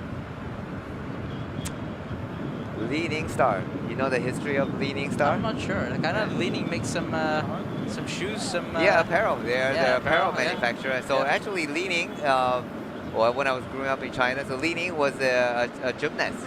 So in a Chinese gymnast, he won 4 Olympic gold medal in 1 year. So that's why super famous athlete back then. I think that time I already left China. Then apparently that he decided on it was his retirement. He needs to start an apparel company. Fairly popular in China, but also in Malaysia as well. I think they have some retail shops. For also, I know Lining because from basketball. Okay. Yeah, when they started sponsoring Dwayne Wade back then. Okay. All right. Okay. Yeah, there we go. Dwayne Wade, and also recently they've sponsored another NBA athlete. I think was it Kyrie Irving? I can't remember. Yeah. Okay. Yeah, that's how I got to know. Leaning, right? Okay, so he's actually a gymnast, not a basketball player. All right. But you know that. As you see from the quickly, sorry to interrupt you. Yeah, that's the mountains in front of the riders there. That's basically Fraser's Hill. Okay. Yeah. There you go. There you go. That's where they were. that's the amazing thing, right? Like when I'm going out riding, like you go up a climb and you suddenly come down a climb and then you saw what the mountain looked like from afar. Yeah. And you'd be like, oh, I was up there just now. Yeah. I was like, wow, Yeah. what did I just do? I was up there. 16K to go. Time gap, let's assume, is still 1 minute 40. I'm getting nervous, Denny. I'm getting nervous. As a sprinter, you should be like I'm rubbing your hand right now, licking your lips. Like, come on, domestic. Let's bring this back to a bunch sprint. But obviously, right? You see that the rider from Tudor, he's gritting his teeth trying to get the pace up again. But also, I'm kind of nervous as well. Like you really want the breakaway to go because it'd be nice, for once a breakaway actually wins the stage here. Like a smaller breakaway, not a smaller bunch like yesterday. Yeah. And also at the same time, you can see because it's the gap is coming closer, so the riders in the breakaway is getting nervous if the breakaway is gonna finally brought back into the peloton. At the same time, you're thinking if you want it to come down to a bunch sprint. Yeah, you see the rider is getting some draft on the motorcycle. They really need to. Well, that's a time gap, right? So they need to show the time, but they should have stayed on the side of it, just to be not to give an extra draft to the riders, to be sure. I mean, this guy in the front is just gonna take as much watt saving as they can. Oh yeah, absolutely. It's part of the racing. You're just gonna use any benefit you can. So it is motorcycle's job to get away, not his job. His job is to follow, to go as hard as he can. Yeah, that's right. Poti, we have Poti, Komeda, Kanfama, followed by Tudor and DSM are working at maximum rate. You can see their head is bobbing, and lactate is building up, and they're trying to just keep driving this peloton to the finish line, which is only 15 kilometers to go. 15 kilometers, that's not far. Less than half an hour to go. Racing, 1 minute and 20 seconds gap. We still have the same 6 riders in front. If you're just tuning in, so at the moment we have 15 kilometers to go. 1 minute and 20 seconds off a gap. We have 6 riders in the breakaway. We have Railinu, Christian from Leaning Star. We have Yuma Koishi from Team Ukyo, Mario Aparicio from Burgos BH. We have Daniel Tarozzi from Bardiani, Stefan de Bon from EF Education, and also Joanne Bao from Yuskatel Yuskari, Denny.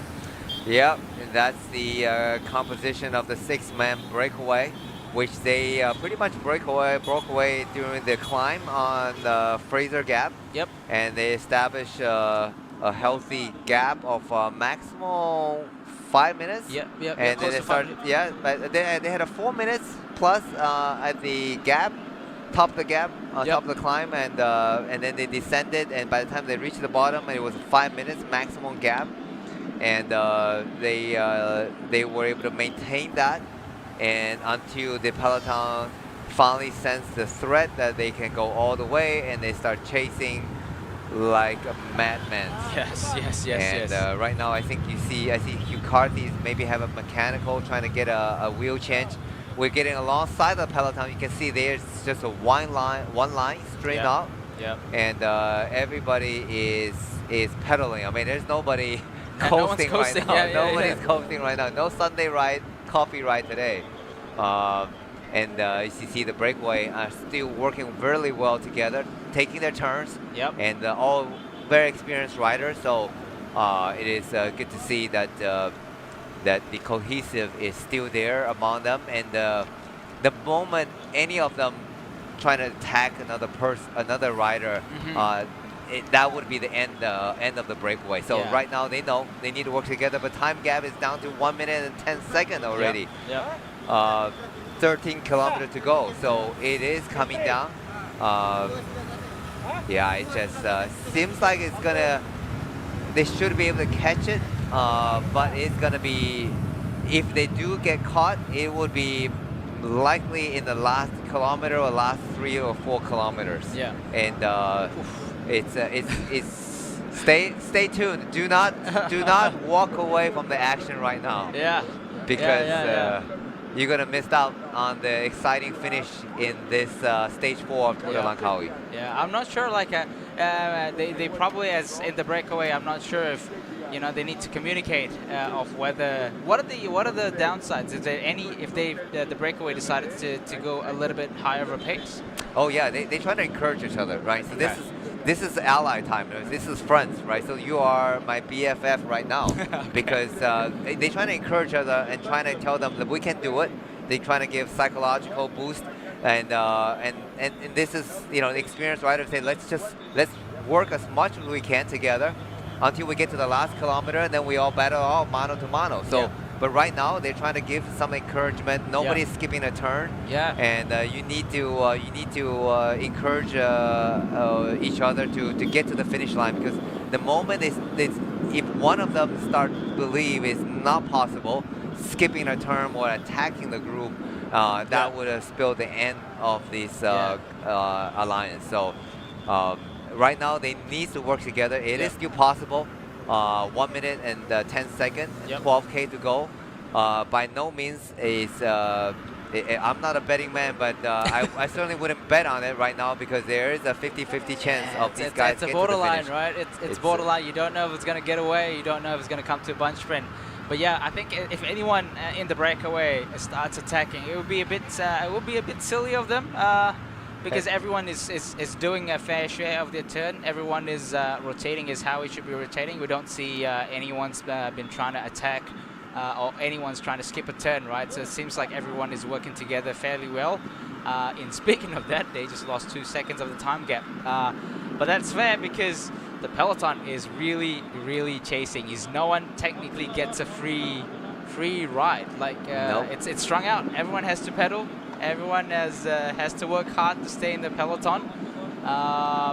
Yes, just a rotation between DSM, Politico Mata, and also Two Dobro Cycling. Obviously, Burgos is not contributing because he has his own rider in the breakaway. Sort of like a contingency plan, I believe. So just in case the breakaway got absorbed by the peloton, at least they have George Jackson to potentially go for the bunch sprint. Yep, absolutely. So that's always a team tactic. So if you have a sprinter in the chasing group, this is the time you rest and you trying to play the psychological. Now you can catch the breakaway, but my sprinter probably able to win the race as well. So, but in a situation like this, you have to put all your eggs in. You got it. You can't hesitate on the chase, because the moment you start hesitating the chasing, the breakaway is going to make to the finish. So so you have to believe in your sprinter, and that's why a good sprinter right now. So like Evan Klein, so he knows his team has sacrificed their own chances and working 100% on the front. So he is more motivated to win the sprint, right? Because you wouldn't want to come to the finish line and with your team doing all the work for 100 kilometer, and then you can't walk away with a win. And then your own teammate's gonna look at you like, we just did all that work for you, and you didn't deliver. So everybody wants to win, and they all want to be able to get across finish. Oh, looks like and talk about attacking, and Mauricio decided to go attack. We talk about aggressive rider. He is certainly showing his aggression right now. Maybe, I don't know, maybe it's just one way of trying to, I don't know, maybe encourage people to ride a little bit harder.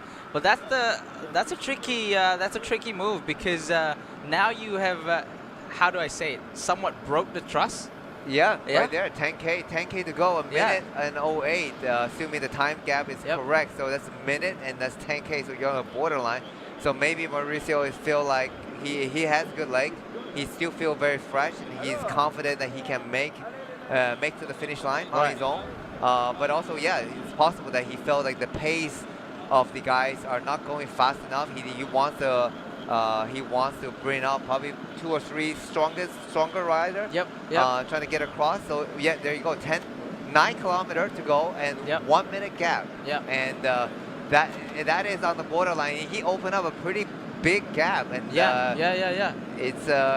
he's a strong man. So yesterday he was most very aggressive on the climb. That's right. And he's definitely a rider with with good legs right now. So you see, maybe he's just gonna go solo for the last 10 kilometers. Maybe that's his plan. Yeah, and you see Stefan de Bon is trying to encourage other riders, trying to help out do the chase, because it would not be a happy situation if EF walk away with empty-handed. But here we go. They have managed to catch back down to him. So now it will be interesting to see whether or not the trust has broken, and are they going to work together? Is Stefan de Bon still going to do his turn and work together, or they start going to play cat and mouse? Yeah. And like if I was in the breakaway, come on, man. Like you attack, right? Like you gotta pull now. Yeah. And then probably Mario Apricio is not going to do the pull, right? Yeah. And then no one's going to do the pull now. It just takes one person to destroy the cohesion of the breakaway group. Yeah. So it'll be interesting to see what's going to happen next. Yeah. And the Tudor team is Timo Pinot on the front doing the chase, and he's standing up. You can see his mouth open and just going at 100%. And oh trying my to, God, that's trying to pull the rider back, because it's 1 minute gap at 9 kilometers. So guys are working together again, and Apricio is on the back, and now everybody gotta keep an eye on him. And the next time he jumps, there's gotta be, you have to react right away, because otherwise he may be able to just get to the finish. That's right. So look like right now the scale has tipped toward the breakaway, and they are working very well together again, and trying to drive the breakaway, the group to the finish line. And Steph de Bon is on the front, and you can see Joan Bao shaking the legs, trying to shake the lactate acid out of the leg, and trying to keep and having a sip of the water. And he's not going to be able to be the overall leader, but he can move up the GC and he can still win the stage. So that would be a double win for him. So he needs to drive it. So obviously the Ukyo rider Yuma and can move up on the Asian classification as well. So this is a game time. This is everything is a game here right now. So no game. They shouldn't be playing game right now. They need to work together to the last 5K. So if they are still having a minute gap, then it's 60K an hour. That's how fast they go. 62. Fast they're going now. So 64. That's fast. 64 kilometers per hour. And I think the gap, if it's not under 40 seconds right now, these guys are going to get to the finish line, and Breakaway is going to take the day. So we're just going to try to figure out which, then we're going to start to figure out which rider is going to win the stage out of the 6. And Tudor is not giving up on the chase just yet. But there's only 2 riders from Tudor chasing 6 riders, and with the BH trying to disrupt the chase. So look like the peloton, has given up on, with the exception of Tudor. And everybody else has, Team Astana also has given up on the chase. And, previously they did have someone, initially Anton Charmik and then Ida Skellig took over the job of pulling. Now it's just basically swapping turns between two riders. It looks like Niels Brun and also Simon Pelot. And Burgos is pretty much like, nah, you're going back in. No, I'm not allowing you going further than that. Breakaway. There you go. I think 30 seconds. Wow. So they really brought it back. 30 seconds to go. 30 seconds, 5K. This is, 60 seconds for every 10K. You're right on the map, right? There's not a second of spare right there. So they need to keep driving it to catch the breakaway. Now I am surprised that Team Astana is not coming out to help, unless Ceresa has been dropped from this chase. But I do see him on the back. I think he is still in the back. It looks like probably he is still at the back. Probably drawing upon the same tactic as the first stage. Just let Tudor do all the hard work, and then I'm gonna have all my men to set me up. And Joel Bao is still driving through. 5K to go. Not that 30, far though. yeah, 35 seconds. So the time gap has increased a bit. Poti Cometa probably heard our comment, decided to send their riders on the front to help out the chase, because right now, 3 against 6 right now. It's 5K to go, you know. Yes, if you can look at the cost profile map of how it looks at the finish, it is a bit of a roller. As you can see here. Looks like Tudor Pro Cycling has done its job. Now it's the Poti Cometa and also Kun Pharma. Yeah. 4K to go, 35 seconds. I'm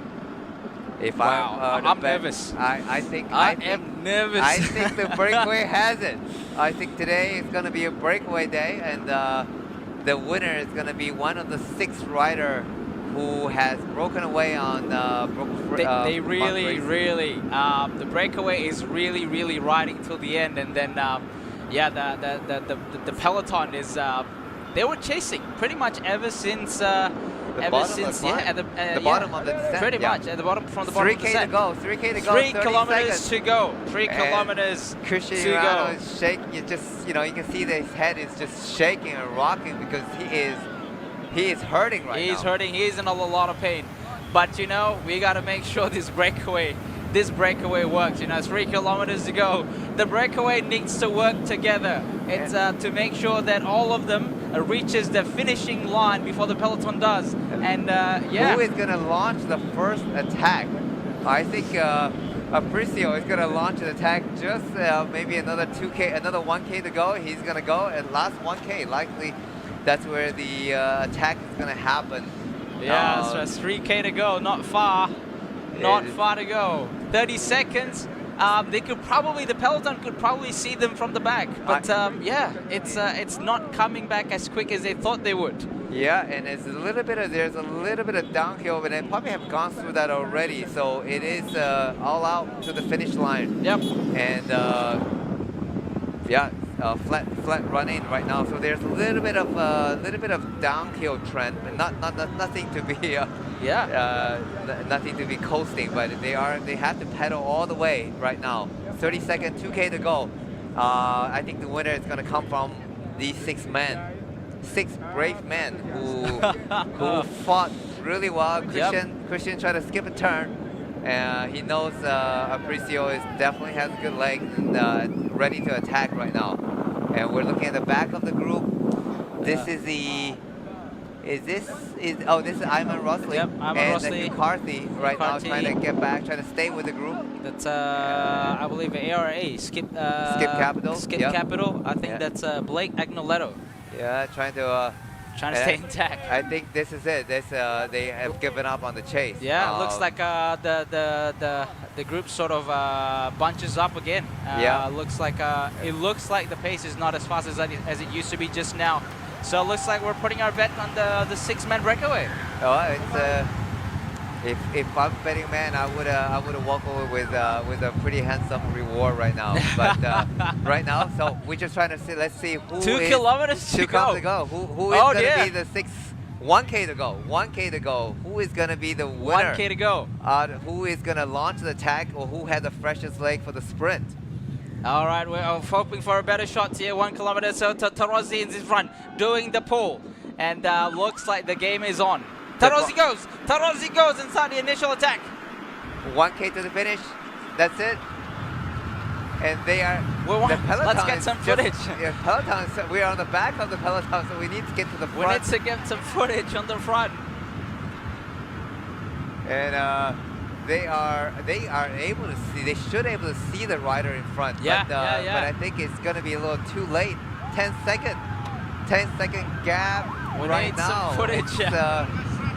We are desperate. All right, there you go. They've been caught. Looks like they've been caught.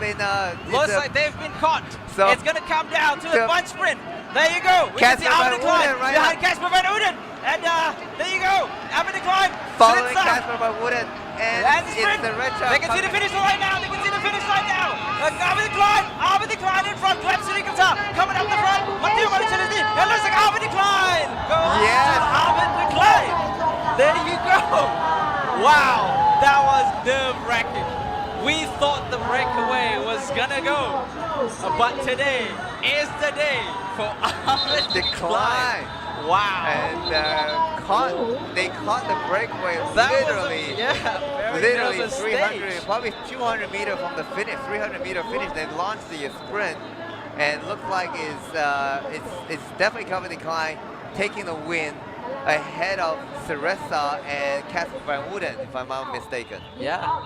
And, so looks like Albert declined everyone's podium. Declined everyone's top finally. step. And there's some tears of joy No, from the team car. who wouldn't? Like, they've worked pretty much the whole day. Yep. And now, Albert Well-deserving win. Yes. Well-deserving win. That was a my nail God. biter. Nail biter. It was not easy for the team. So they worked the hardest, and congratulations to Team Congratulations. Tudor.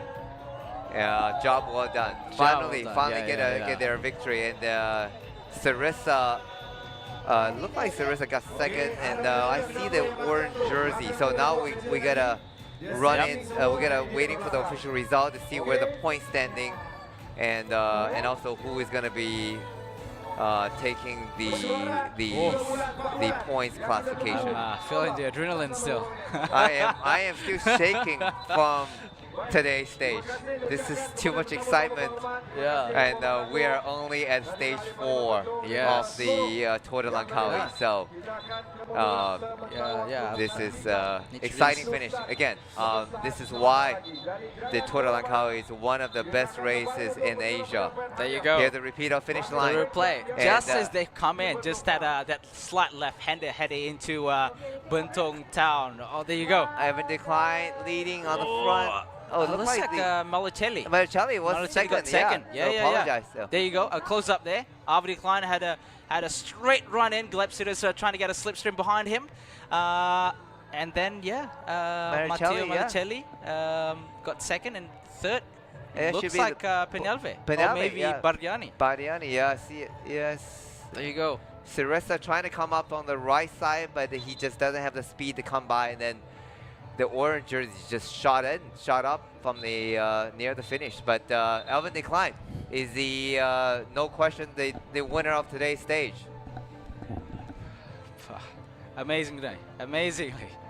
You know, I don't know. There must be some features in that Tudor watch that can tell them, how to time properly to bring the breakaway back in. Yeah, you're absolutely right. The Tudor watch Tudor team timed themselves perfectly, launching the attack, 200 meter, catching the breakaway and launching the attack. That's a well-timed. And well-timed finish for Tudor. Yeah. And Tudor is the official sponsor for the team Tudor.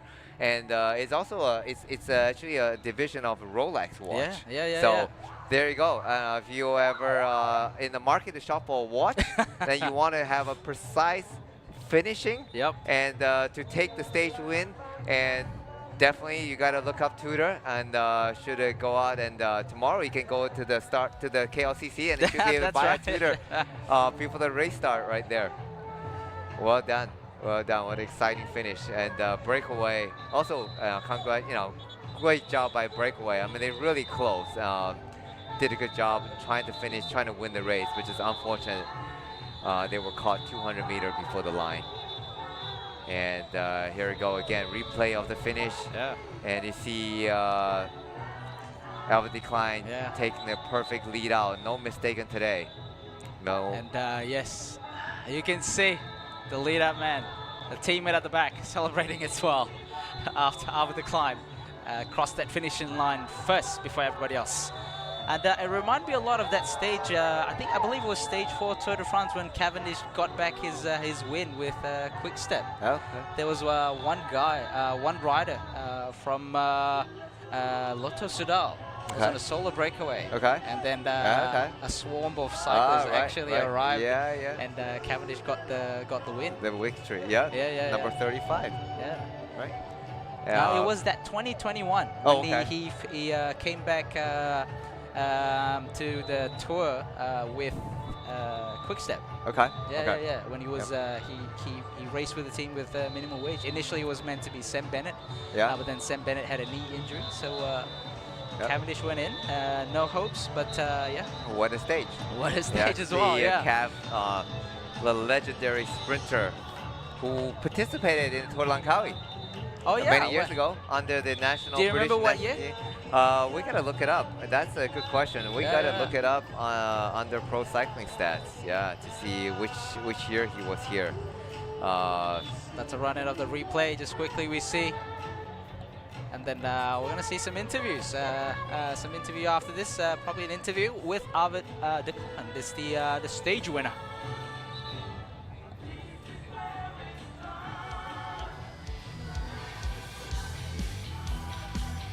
And Maricelli, see the orange jersey jumping out, just narrowly missed another stage win.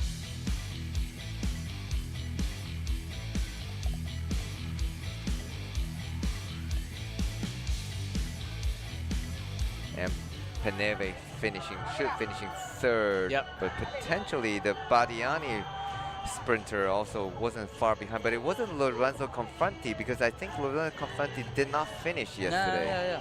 So they had another fast man in the group. There we go. Here we go. Yeah, it is. Peneve, number 3. Syriza 5th? Yes, Syriza 5th. And 64. Yeah, Mattia Pinazzi of the Badiani taking the number 4 positions. So there you go. So the Ukiyo sprinter should able to retain the orange classification, orange jersey, the points classification. Right up. 4 days, 4 different winner. Yeah, that's right. You cannot say the Tour de Langkawi is a boring that's right. race for sure. Looks like the little gorilla won the race. That's I don't know what they call him, a little gorilla. Probably about his height or something. Maybe he's a fighting spirit and I don't know. It's not that short. It's a bit of chunky. Yeah. He's a bit chunky. So so that's his nickname, little gorilla. During the interview with Simon Pino, he was in front of Taiping Zoo and he was saying something about the tigers and the gorilla. And that's what he was indicating. And today, the little gorilla is the King Kong. Okay, he is the winner. He's the King Kong. He is the winner of the Khan is the King Kong today. The little gorilla today stage. He's the King Kong. Can pound his chest and in victory. So, well done. Well done from Team Tudor. Oh, there's a different shot of it. It's a replay. Yeah, he launched his sprint. Can't really tell. He launched his sprint. He had a little bit of lead out, but he slinged out from the left to the right side of the road, and he just kept straight going. He was sprinting even before the left-hander, and then I believe it looks like, judging from just now, he's taking the slipstream of the rider from the breakaway that they just caught. To sort of launch himself into that last 100 meters of sprint. We have an interview coming up with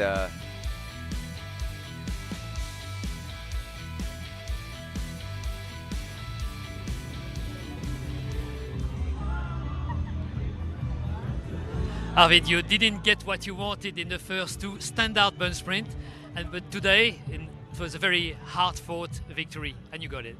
Yeah, the break was strong, and first we had to go over the climb. It was hard for all the sprinters, I think. And then the break had a lot of time. We had to catch them back, and I think we catched them with 350 to go, 350 meters. And then, the guys did an incredible job. I only had Michael left, but Michael is so strong, and also the other guys, they catch the break, and then, I need to finish it off, and I didn't do it the first.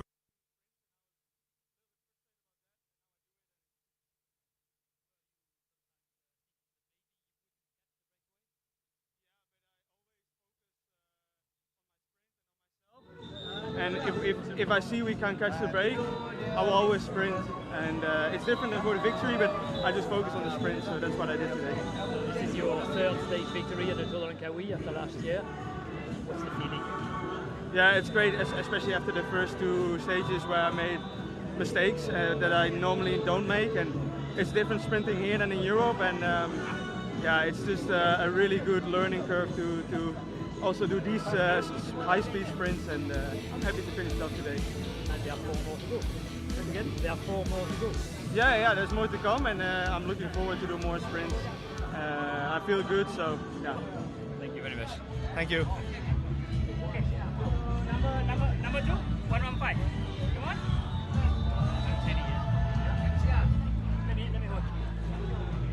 There you go. That was an interview with Test. Mic test. Today's winner. And Alvin Decline got his 3rd victory of the Tour of Langkawi here in Bentong. And yeah, he just commented how great his team did their job. We were just chatting about, you know, the team did so much work, and then you got to finish it all. Yeah, you know, and this is what teamwork is about.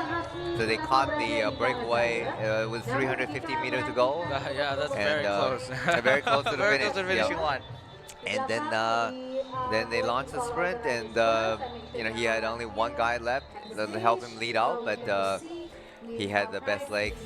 He launched his no mistake. He said no mistake today. He launched it, and then he finished it off with a win for Tudor cycling team, Alvin Decline.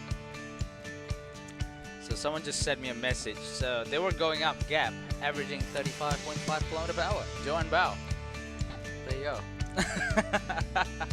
Just a little bit faster in your Sunday group ride. Yeah, wow. Just a little bit faster. Yeah, Here, wow. Max Pole retained his pole position in the overall lead in the Tour de Langkawi, ahead of Tom Passetti. Oh, wow. There is a change in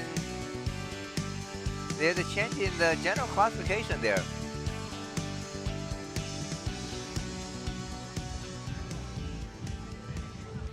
But I was 2nd today after the win 2 days ago. But before talking about the sprint, your team had another very good showing with a Japanese rider at the front. Were you thinking that the breakaway would work? Yes, the strategy of today was put the one rider in the front, because normally, if not, we wanted work all day.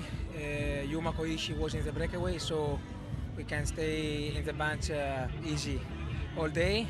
And we did it, and I played my chance on the sprint, but today the Klein was stronger. So how did you make your moves in the sprint? Was the Klein launching the sprint? Yeah, I was a little back, but my legs today wasn't super good. The Klein started from the front. I take his wheel. But I tried to jump in the last 100 meters, but today was impossible. Did you have that feeling that Arvid de Klein was under pressure after not winning the first 2 stages? Yes, I can understand the pressure that he has. It's normal. He's in a big team, and the team asks you the victory. I used this opportunity in the first 2 stages. Because normally when you arrive with a lot of pressure, or you win, or you arrive back, and today he did a super job. Tudor also, all day in the front, pulling the bunch, so he won, and congratulations to him. Thank you very much. Thank you.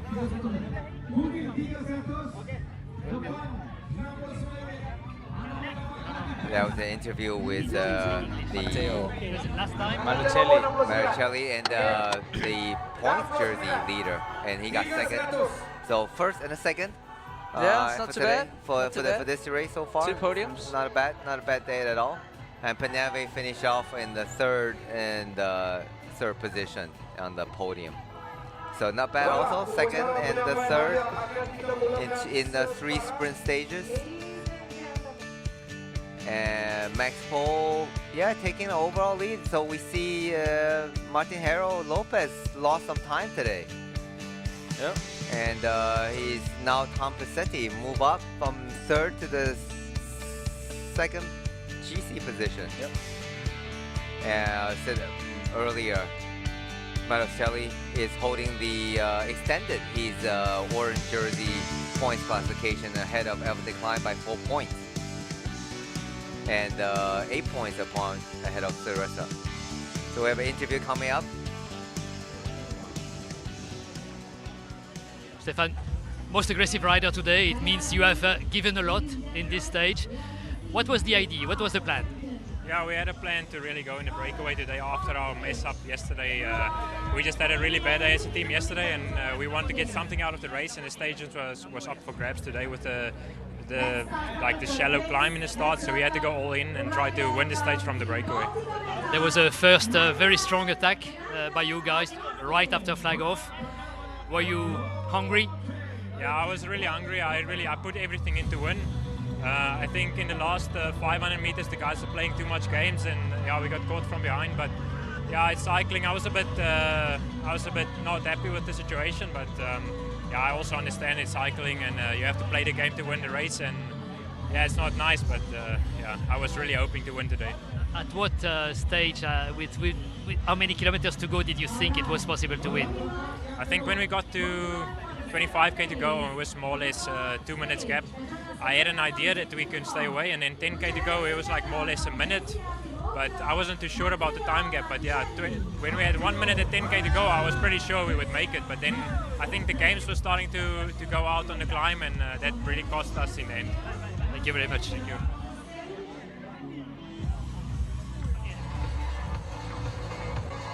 There you go. The interview with EF rider Stefan.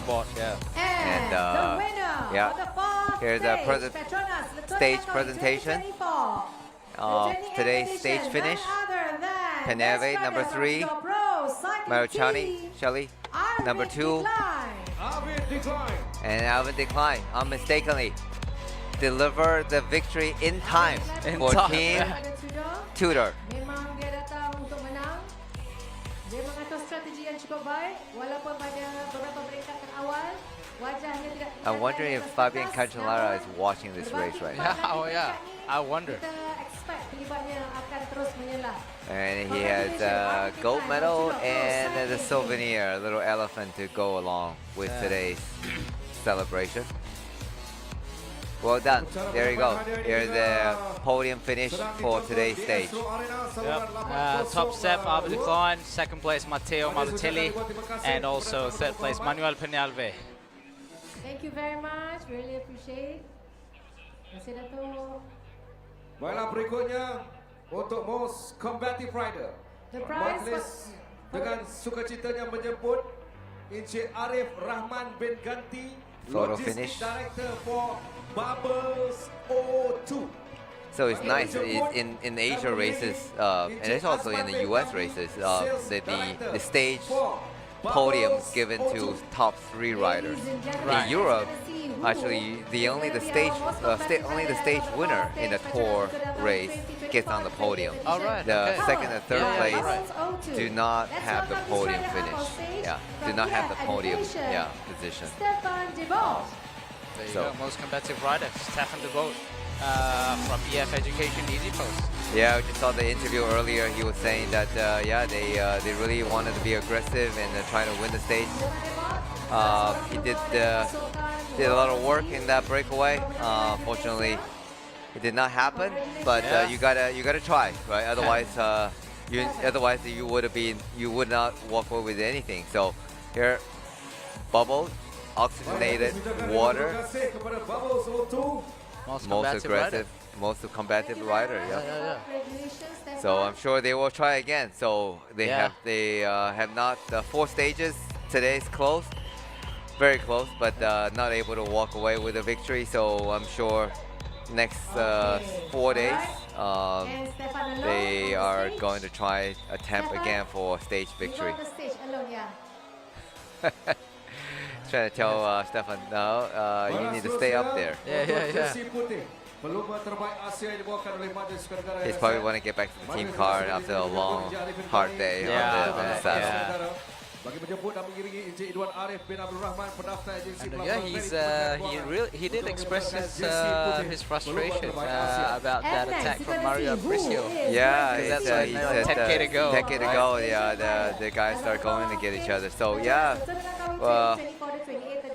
sometimes, you know, certain riders are just more aggressive. They just have that instinct. They just love the attacking. So and then probably Mario didn't want to leave it into a sprint, so they want to make sure he wins. So here's the white jersey. Today he didn't have to do too much work. He just had to follow, while his teammate Yuma Koishi did all the work on the front. But now they have first and the second in, I think, in the white jersey classification. So here's nice to have Ishibachi again, just maintaining the white jersey classification. He doesn't have to do too much work, so which is nice. Well, judging from the stage today, it's a full gas from the start. So yeah, like trying to stay on as well. Looks like a lot of work compared to probably the first and second stage. Yeah, it is more work. But tomorrow, which is we're gonna preview later, but shortly. But tomorrow is another aggressive stage. Oh yeah, almost similar today, but slightly different. Yeah, slightly steeper climb, but shorter, steeper ones, and bit of roller, but longer stage. So we'll preview that shortly. So it's not over yet.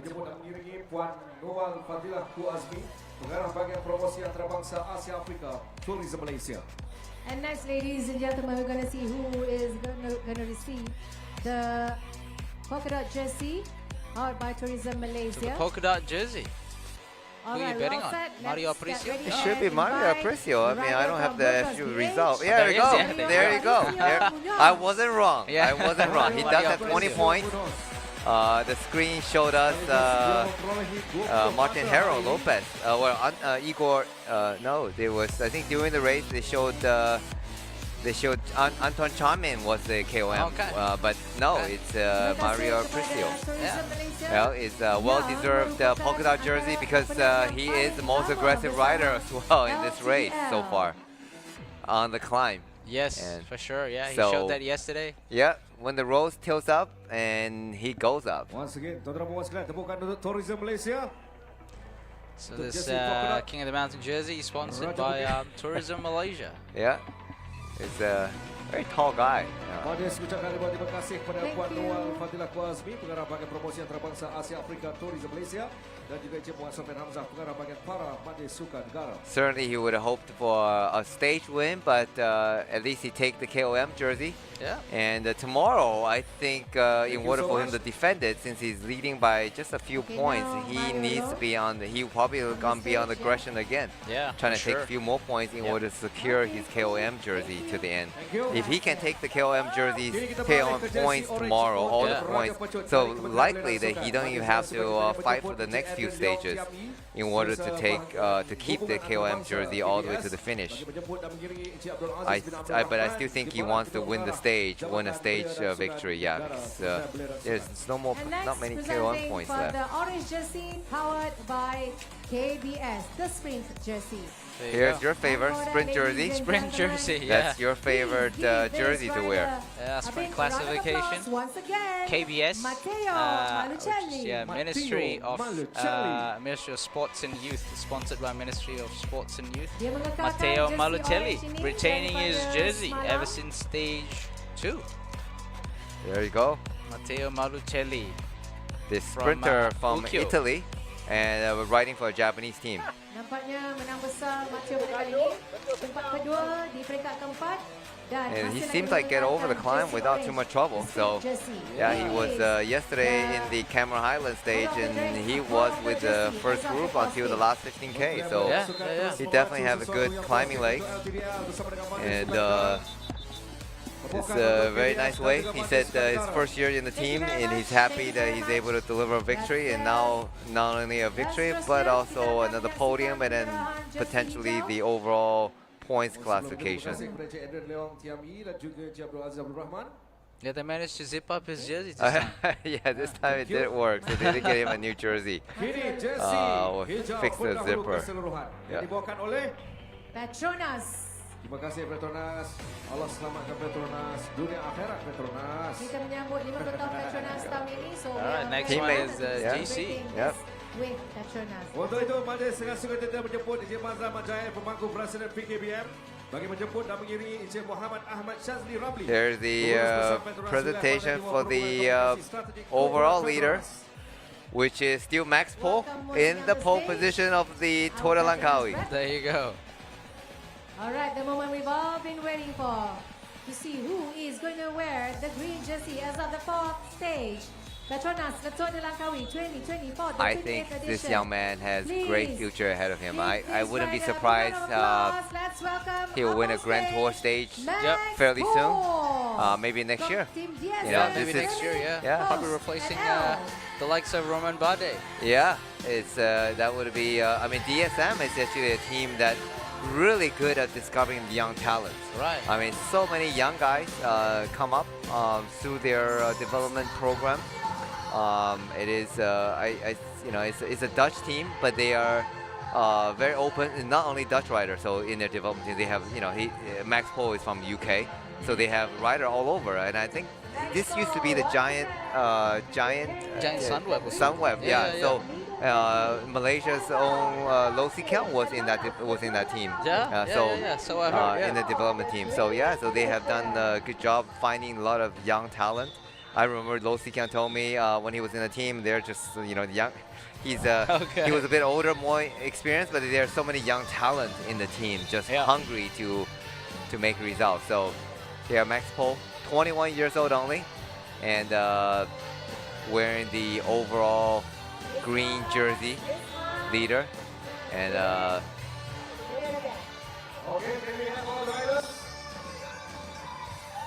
in the overall leader jersey. So how everybody is on the podium, all the jersey wear for this year's race. Yeah, we can see Max Pohl in the general classification jersey, Manabu Ishibashi, best Asian rider jersey, white jersey, Matteo Malucelli, points classification jersey, orange points classification jersey, and Here's the the King of the result for Mountain stage. jersey, Mario Aparicio. There you go, the result of today's stage. Kuala Kubu Bharu to Bentong, won by Ava Decline, aka Little Gorilla from Tudor Cycling Team, followed by second place Matteo Malucelli and third place Manuel Peñalve. And as you can see, he is the general classification as of 4 stages, retained by Max Pohl after a phenomenal performance from yesterday's Cameron Highlands stage, followed by Thomas Pesenti from Ukyo and Unai Ireba from Euskaltel. Sorry, Equipo Confama. So he is a point classification won by Matteo Malucelli from Team Ukyo, followed by Ava Decline from Tudor Pro Cycling, and in third placing for sprint classification is Gleb Siretsra from Astana, Kazakhstan. And for the King of the Mountain classification, Mario Aparicio from Burgos BH, followed by Max Pohl from Team DSM, and third follow-up by Anton Charmik from Astana, Kazakhstan. And best rider goes to Manabu Ishibashi. And his teammate Yuma Koishi, as we mentioned, that move up to the white jersey standing because of the intermediate time bonus that he got from, I think, intermediate 3. So you got, Team Ukyo definitely have a good Tour de Langkawi so far. And we are looking at Bentong Town. That's right. And tomorrow we're gonna preview. Terima kasih Syafiq. Ulasan terperinci sehinggalah ke penyampaian hadiah. Jadi Fendi, sekali kita menyaksikan perlombaan yang cukup mendebarkan hari ini. Penamat di penghujung kilometer terakhir barulah kumpulan besar berjaya menangkap pendahulu dan kemenangan memihak kepada Ava Decline. Jadi anda melihat hari ini sememangnya di penghujung kita bagaimana peloton pelumba-pelumba dari Tudor bekerja keras untuk membawa Ava Decline sehingga ke penghujung dan dia dalam kedudukan yang baik untuk penamat hari ini. Saya tengok selepas kom yang pertama tu turun bukit, cuma 4 atau 5 pelumba saja yang bekerja keras. Dua pelumba ada daripada Tudor. Kemungkinan bagi saya pasukan Tudor tu dia tahu dia hanya sprinter ini dia boleh bekerja. Sprinter dia boleh buat sesuatu di penamat. Sebab tu dua pelumba Tudor bekerja keras untuk menangkap, dan di saat akhir 500 meter terakhir cukup mendebarkan. Bagi saya rugi 6 rider di pelumba di hadapan, bekerja keras daripada awal sampai penamat, di saat akhir baru kena tangkap. Ini juga kadang lumrah dalam perlumbaan, terutamanya penamat yang landai untuk menyaksikan pelumba pucut tiba. Tapi kita nampak sememangnya saya rasa ia juga turut diakui oleh Abadi Klein bahawa hari ini memang rakan-rakannya bekerja keras untuk dia nak memastikan, sebab 2 stage awal pecut dia terlepas. Jadi inilah masa terbaik dan juga peringkat terbaik untuk Amerika yang menang hari ini, Fendi. Ya betul, pasal 3 peringkat sebelum ni, 2 peringkat adalah landai. Betul. Semalam adalah berbukit. Tim Alvin Klein rasanya belum lagi menyalah. Mungkin peringkat keempat ni dia membuktikan, sebab sebelum ni saya bercakap Tudor, pasukan Tudor tahun lepas dia membawa balik 2 jersey. Saya kata takkan tahun ni dia tak ada menunjukkan sesuatu. Dia mungkin dia lambat panas. Peringkat pertama, kedua, ketiga dia tak ada. Peringkat keempat baru dia menyalah. Kita tengok besok tim Tudor macam bagaimana. Kerana persaingan untuk jersey orange, jersey Raja Pecut semakin sengit kerana ada dibezakan 4 mata saja. Sekarang Amerika sedang mengejar untuk cuba mengungguli atau merampas jersey orange yang dipakai dah 2 peringkat, iaitu Mateo untuk menuju esok. Jadi seketika seperti biasa, Lily sentiasa ada perkembangan sampingan yang menarik bersama dengan rakan-rakan penaja. Silakan Lily. Alright, thank you studio, dan sekali lagi hari ini Lily berkesempatan nak berborak dengan Cik Ain Aziza Arifin yang merupakan pengarah urusan Bubbles O2. Hari ini Cik Ain kata nak kongsikan apa aktiviti yang sedang berlangsung di booth Bubbles O2 ni. So sekarang ni kami berada di dataran Bentong, di mana kat sini kita ada di booth Bubbles O2, di mana kat sini kita ada satu buat jualan, which is air Bubbles O2. So siapa yang rasa panas nak datang dapat air sejuk boleh datang sini. And also satu lagi kita ada aktiviti-aktiviti menarik untuk kita dapatkan free gift daripada Bubbles O2 eksklusif semasa LTDL. Okey, barang-barang apa yang pengunjung boleh expect lah kalau datang ke sini? So satu is of course dia dapat beli air kami, air 425 ml dan 800 ml. Also siapa nak beli topi eksklusif Bubbles O2 boleh dapatkan di booth kami. So sesiapa yang menang dengan kami punya di booth dah boleh dapat pen dan juga kipas kepada sesiapa yang panas lah datang sini. Of course kita perlukan kipas LTDL ni kan. Okey, selain tu ada 2 jenis saiz untuk air bubbles ni. So ada 2 jenis saiz, kita ada the smaller size and also lagi besar, which is 425 ml. Kita jual hanya di LTDL RM2 satu botol, dan also 800 ml which is RM4 satu botol. Okay. So Bubbles O2 ni akan ada di semua ke-88 venue LTDL kali ini ataupun ada yang skip ke macam mana? So kita ada di semua 88 venue. Jadi lepas ni, lepas habis di Bentong kami akan ada di Melaka, dan selepas itu di Kulai. And then after that kita akan terbang pula ke Miri dan juga di Bintulu. Oh, dekat Sarawak pun ada Ada. Okey, tapi kalau katalah ada yang tak berkesempatan nak datang ke saingan ataupun penganjuran LTDL kali ini, kat mana lagi nak dapatkan air bubbles ni sebenarnya? So sesiapa yang tak dapat nak join LTDL pada kali ini boleh dapatkan kami di retail. Yang pertama di kedai-kedai Petronas Mesra. So sesiapa boleh datang ke Petronas Mesra boleh belilah air bubbles O2. Selain itu kami ada juga di 7E, My News, Imat 24, CU dan juga macam-macam lagi.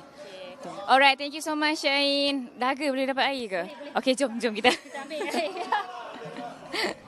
Alright, terima kasih Lily.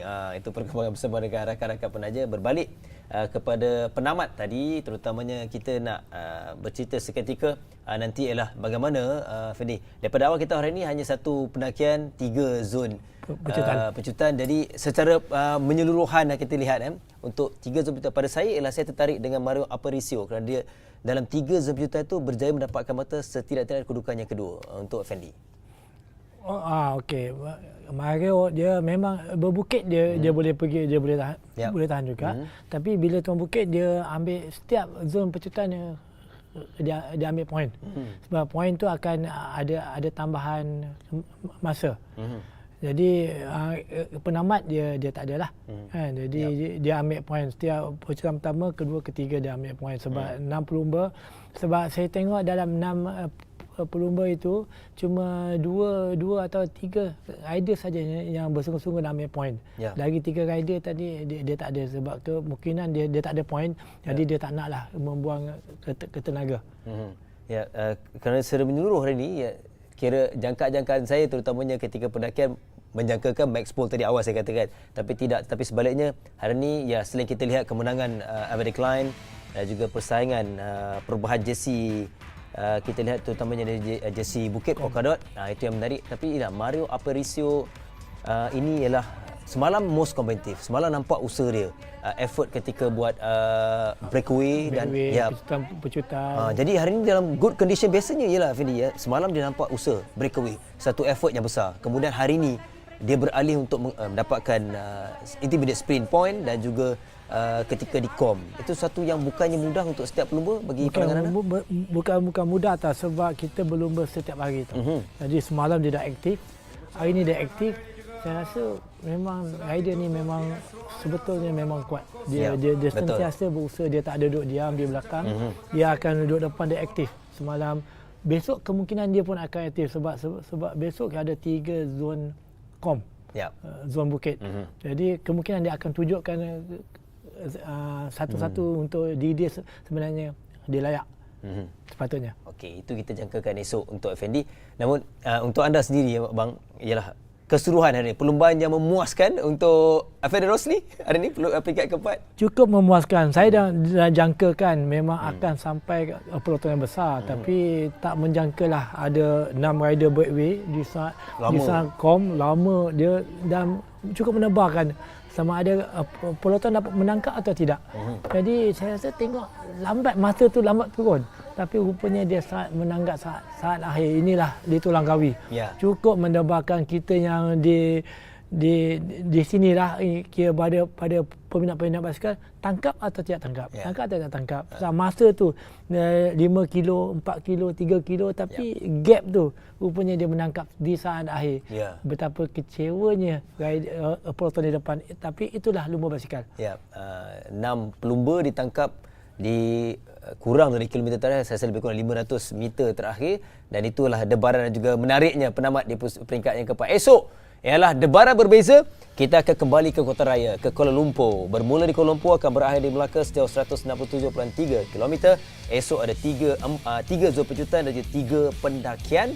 Tetapi pendakian membabitkan kategori 2 dan kategori 3 sahaja. Jadi jangan lupa esok kita bermula pada jam 10.45 pagi di S Arena 802, dan juga pilihan lain anda boleh di YouTube di Petronas Langkawi dan juga di YouTube MSN. Untuk waktu ini sekian, terima kasih sekali lagi Fendi Rosli. Terima kasih. Esok kembali semula. Jumpa lagi esok. Jumpa esok, dan juga kepada anda pastinya esok kita kembali untuk pengangkatan Petronas Langkawi 2024. Jangan lupa dengan hashtag Beat the Heat, hashtag kita semua Timah. Salam hormat dari saya, kita jumpa lagi esok.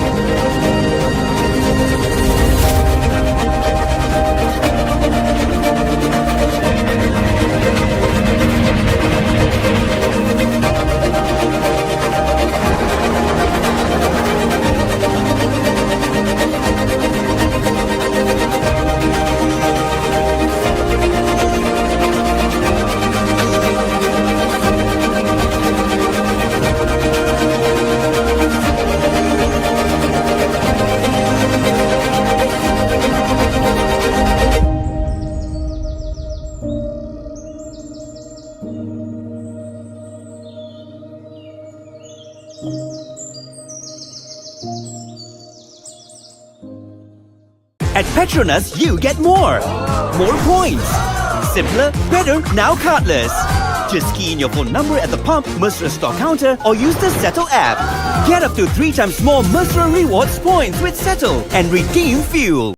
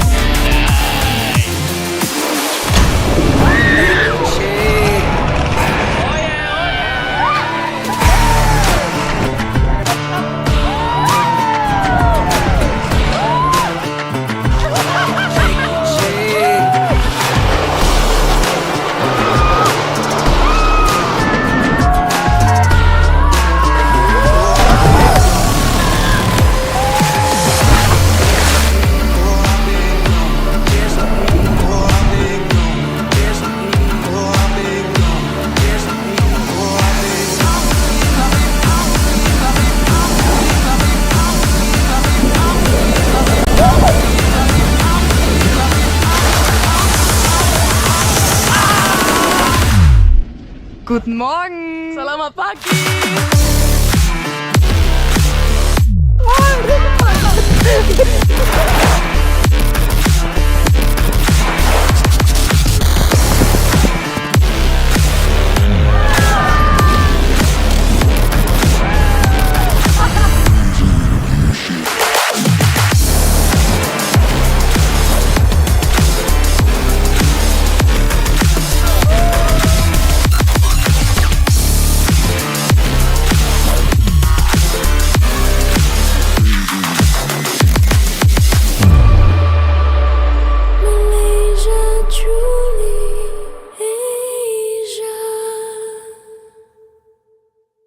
At PETRONAS, earning and redeeming Mercer Rewards points is now cardless. Really? Just key in your phone number at the pump, at the Mercer store counter, or use the Settle app. Legit? Get up to 3 times more Mercer Rewards points with Settle and redeem fuel. Simpler, better and more rewarding.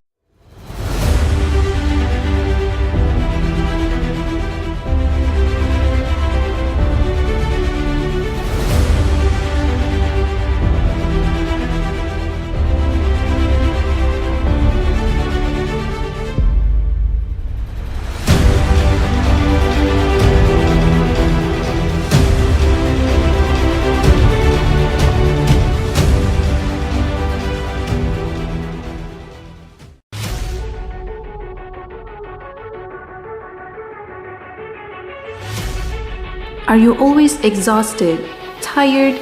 All of that can change with Bubbles O2, Malaysia's only naturally oxygenated mineral water. With a high dissolved oxygen content, Bubbles O2 is no ordinary mineral water. Stop, sip, and smile. Fuel your passion for a powerful performance. Find us at PETRONAS Victor de Langkawi, Malaysia 2024.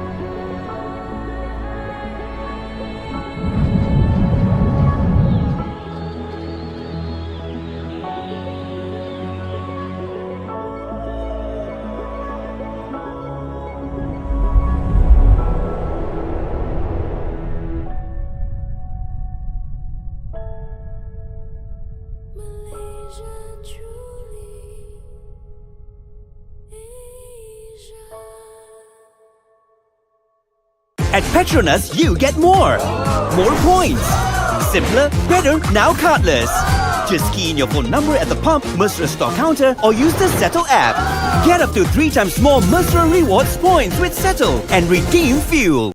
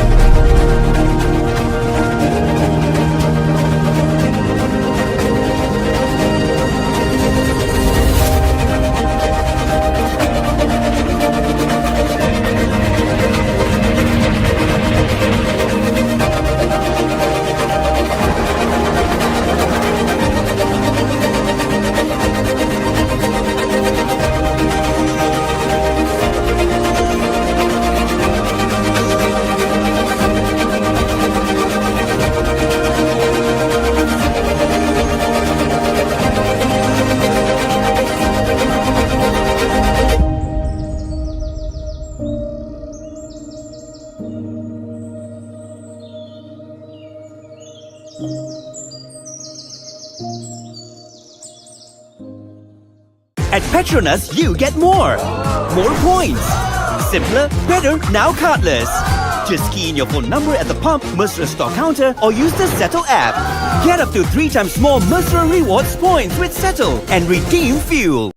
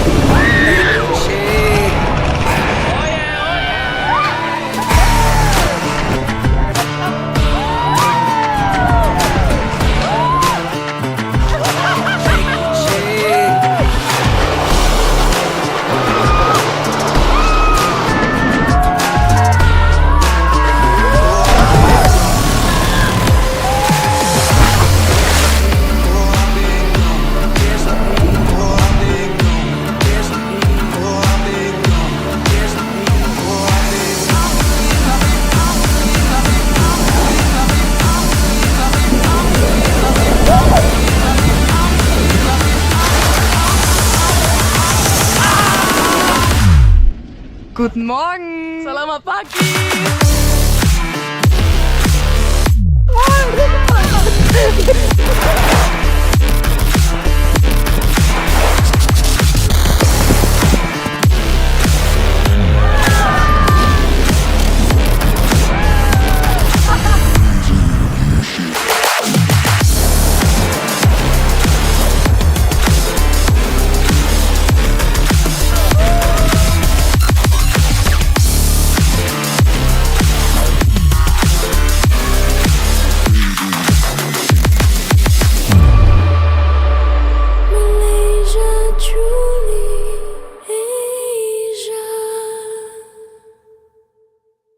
At Petrol